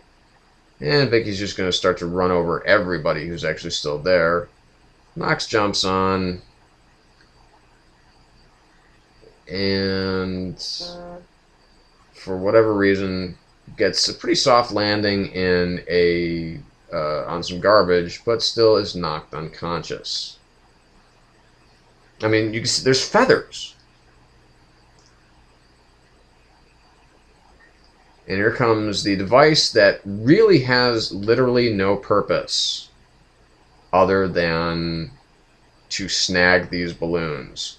That's not a practical thing to have on this type of machine. And you could tell, I mean, if you look closely at some of the toggle switches, you could tell that that they are that, I mean, they just took them off of whatever device seemed to be in the area, and even left the labels on. So yes, Batman has successfully stolen the balloons. This is my favorite moment of the film. This is actually my favorite moment of the film when Joker comes down here. This is the most Joker-esque moment of the entire film, because this is absolutely something he would do.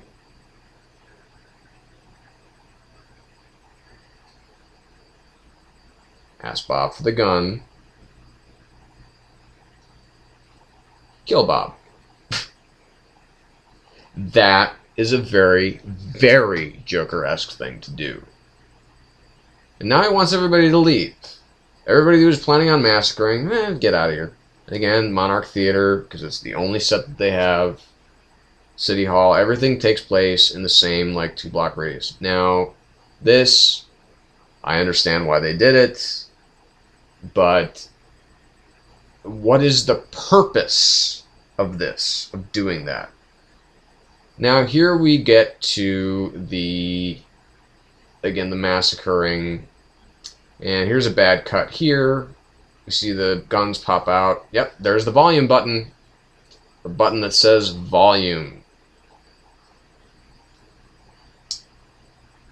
And here's where Batman just starts massacring everybody else, because confronting them and putting them in prison is just too easy. It's just too hard. There's too much work involved in that. I'm going to fly around, make several passes, and now I'm just going to have this ridiculous, like, X-Wing esque targeting system. And I'm just going to riddle everybody with lead, fire, thousands of rounds of ammunition, firing rockets. Just bullets are just flying, and somehow, yep, misses the Joker completely. And then here comes the Joker and pulls out this, 3-foot-long barrel gun, and happens to pull off this perfect shot that will actually somehow bring down this, one can only imagine would probably be at minimum a $20-25 million piece of machinery, because one bullet can do all of that. Yep. Yes, at this point in time, we know that we're dealing with models. It's so obvious. Again, it's 1989. I understand. There's not a lot of, CG hasn't really been a thing yet. And, here we have, the steps of the Gotham Cathedral, which is apparently, taller than the Burj Khalifa. I mean, it's just...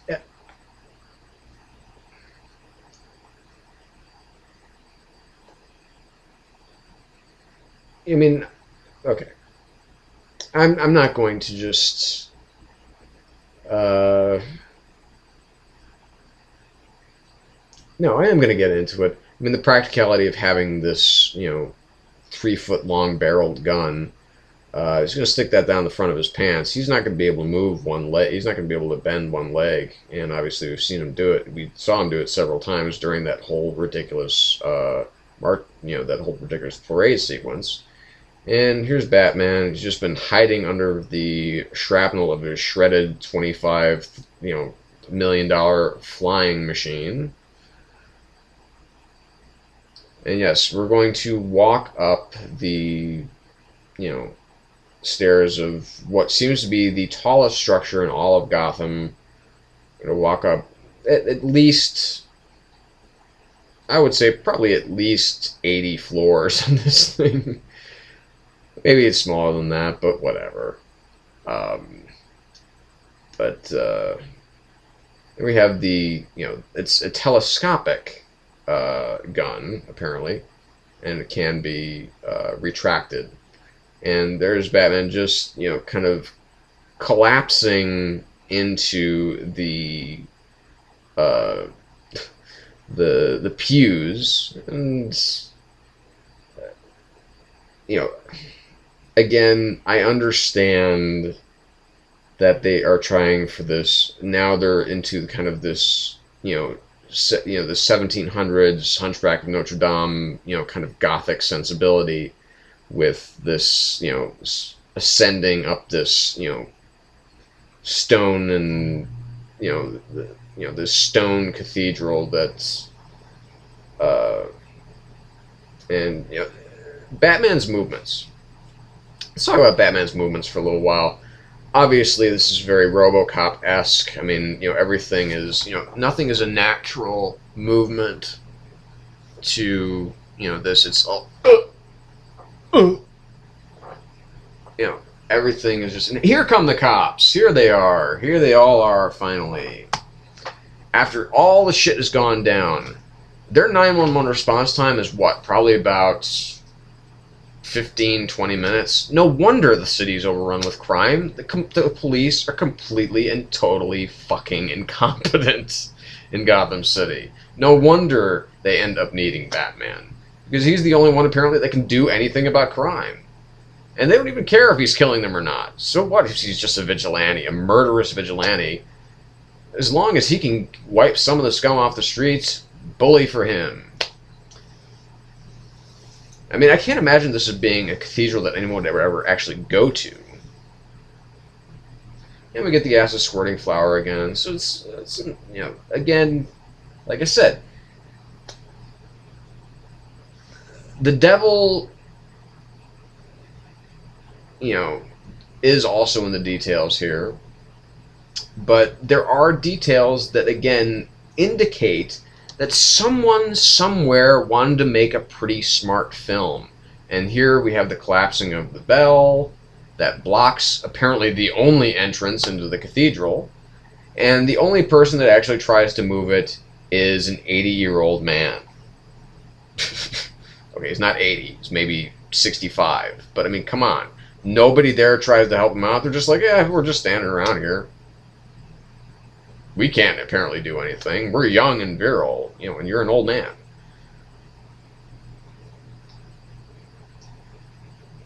And, yes, searchlights. That's going to be the trick. That's going to do it.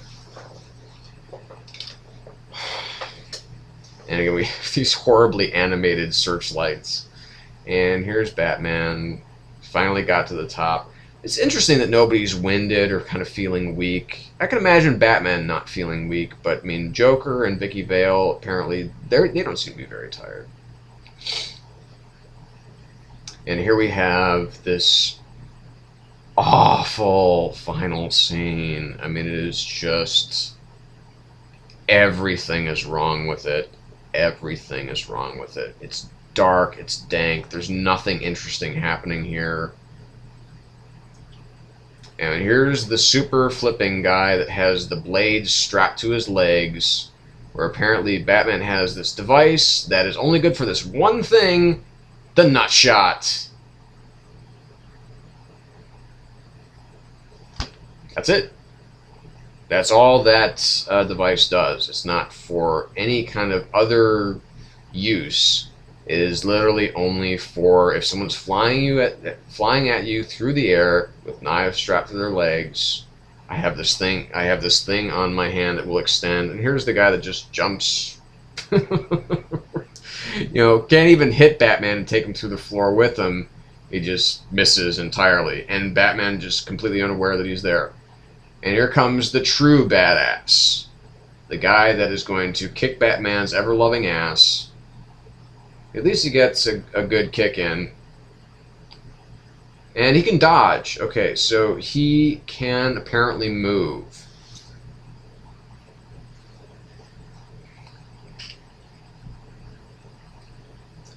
And it's a long way down. Yes, we know that already.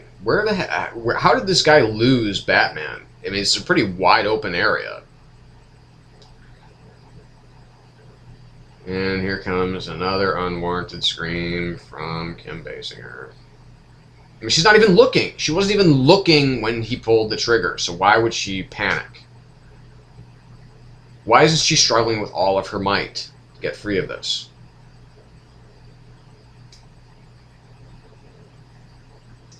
And again, here comes another ineffectual assault by Batman. I'm going to jump at you, but I'm going to get totally rebuffed and dragged, thrown up against the wall. Take a couple of shots to this impenetrable armor that he's wearing. Here's a... Oh! See, okay, that's the part that I have the biggest problem with, is that he leaves himself open long enough to just get the shit beaten out of him. I mean, no counterpunching, none of the indication of the speed that he had earlier when he was blocking the guy with the swords. Here's the guy that's just beating the shit out of him. So I guess the whole plan was just to stand under, you know, to slip under there, do the thing with my legs where I drop this guy to his death.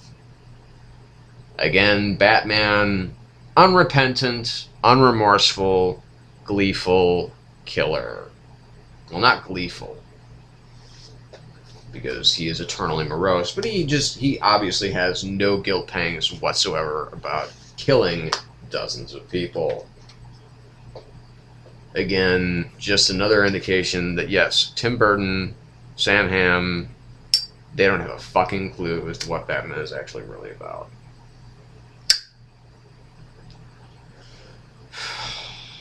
Oh. And we have this sequence here where, yes, Vicky Vale seems to kind of sort of turn the tables on the Joker just to distract him long enough, where she starts kissing back. A little moment of comedy there where she picks, lint out of her, whatever.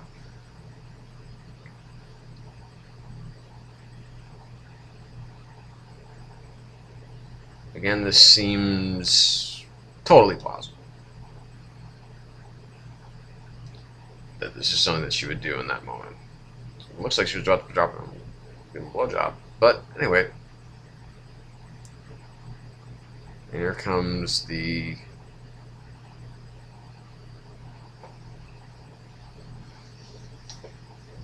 and then here's the I made you, you made me. And again, little details that,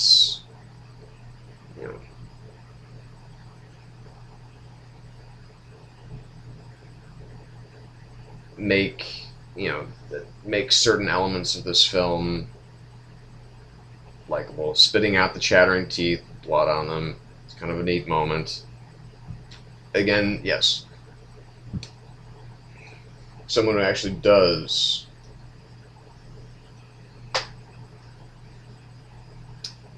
feel pain when they try to hit that body armor.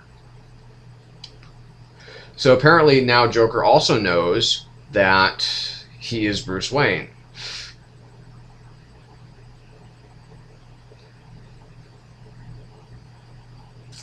Because he admits, I was just a kid when I killed your parents. So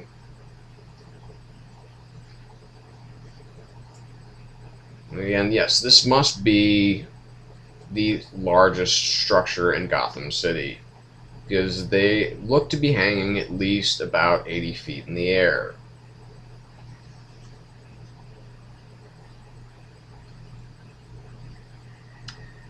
The fake hand bit, that's a pretty good bit. I have to admire that.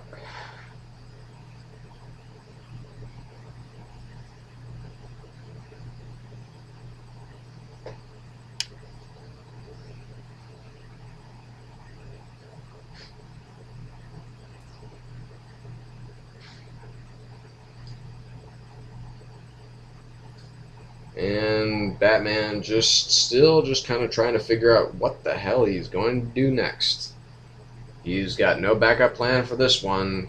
Of course, again, missing the essence of Batman. Batman is prepared. He knows what to do.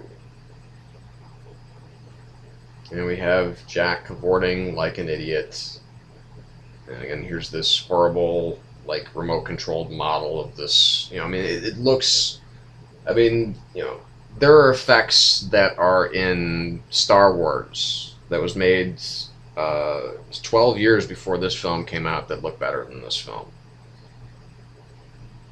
And that wasn't that large of a budget on that film either. Of course, most of the money in this film, I think, went to Jack Nicholson. No, I think he only got paid $9 million for this, but got points off the back end, which is why he ended up making like $90 million off of this. And here comes Batman with, again, the gadget that seems to be only good for one thing, which is attaching Joker's leg to a stone gargoyle.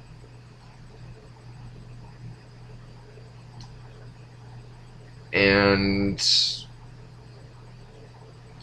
no indication that anybody in the helicopter should be doing anything different than what they're doing right now, despite the fact that he's obviously not going anywhere. There are huge searchlights on him that capture his every move, despite the fact they seem to be moving back and forth at speeds that are almost impossible to move, yet they still seem to be capturing everything that the Joker's doing. And bye-bye. And this horribly fake looking drop.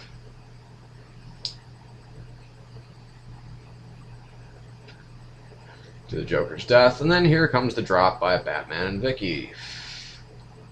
Yeah, I've got another, and there, Kim Basinger doesn't look scared at all.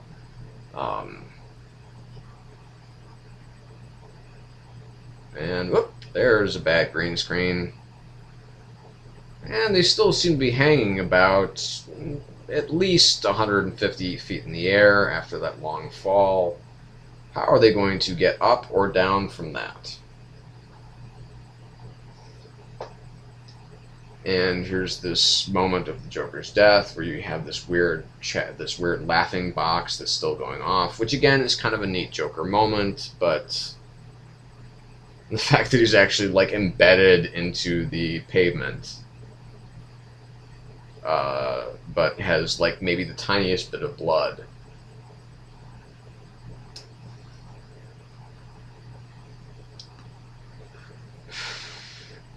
And everything's just back to normal now.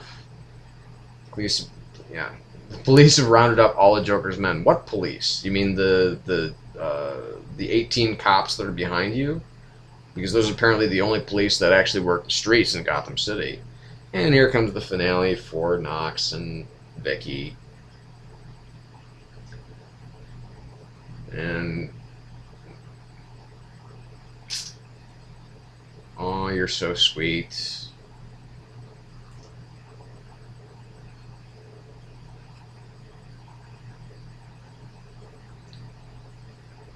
And they received a letter from Batman this morning.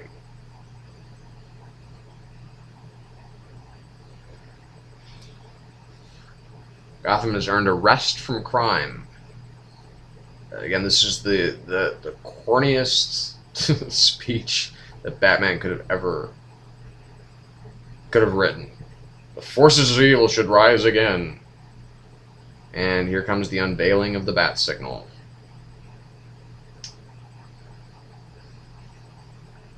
Which, yep, that's the way that it would look. I don't think so. Just basically like night is just this big curtain. It wouldn't have this strange, kind of formation against the clouds or anything like that. It would just hang there. And here's Alfred with the rolls. At least he knows how to ride in style, huh?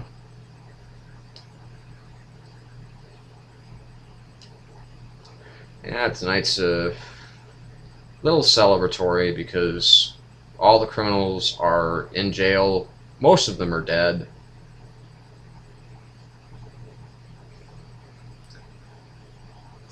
And she's just not a bit surprised by the fact that he's going to be a little late.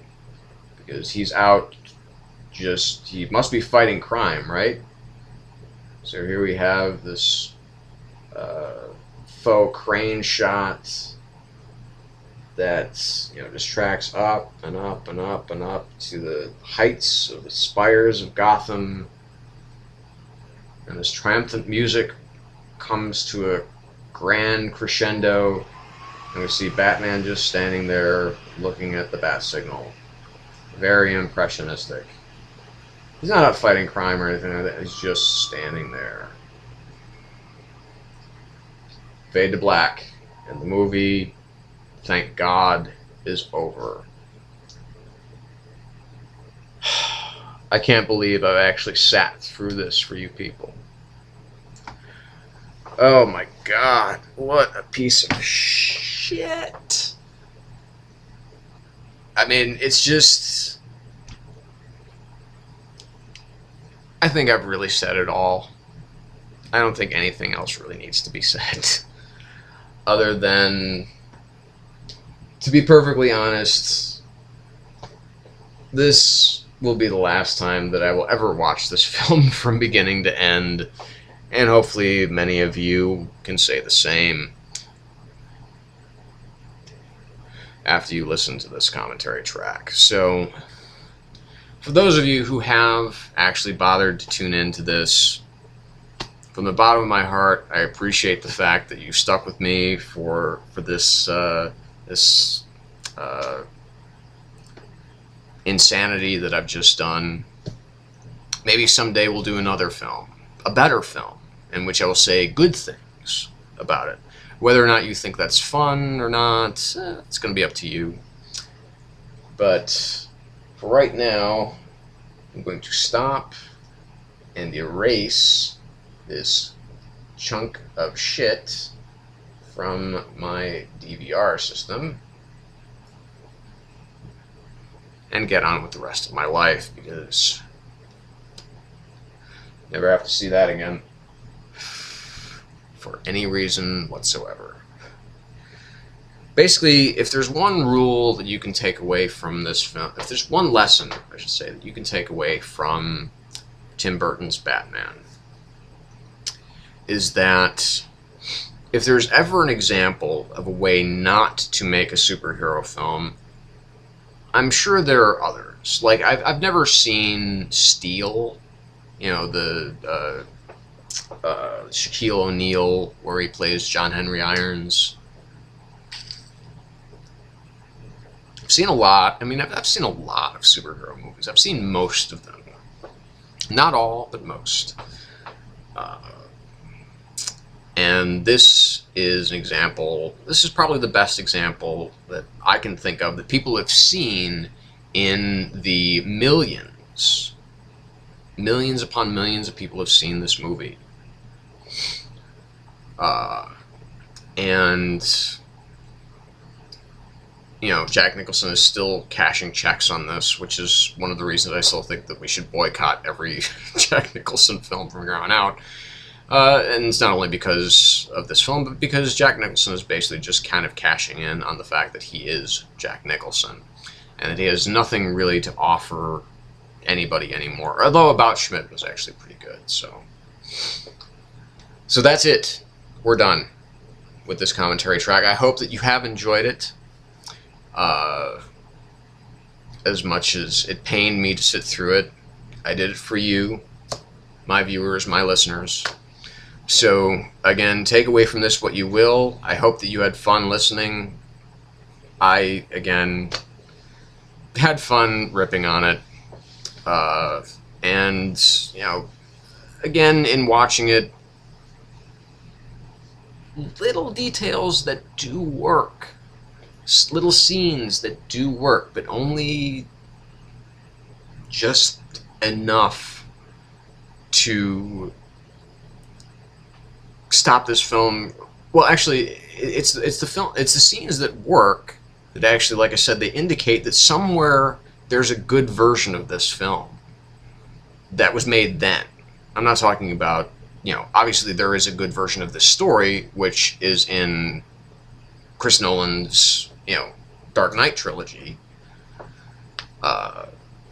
You know, but that's it. I'm done.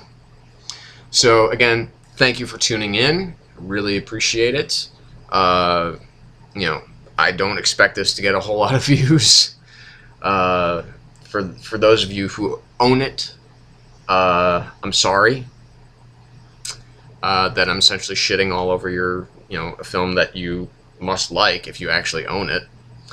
But you kind of deserve it. So that's it for me.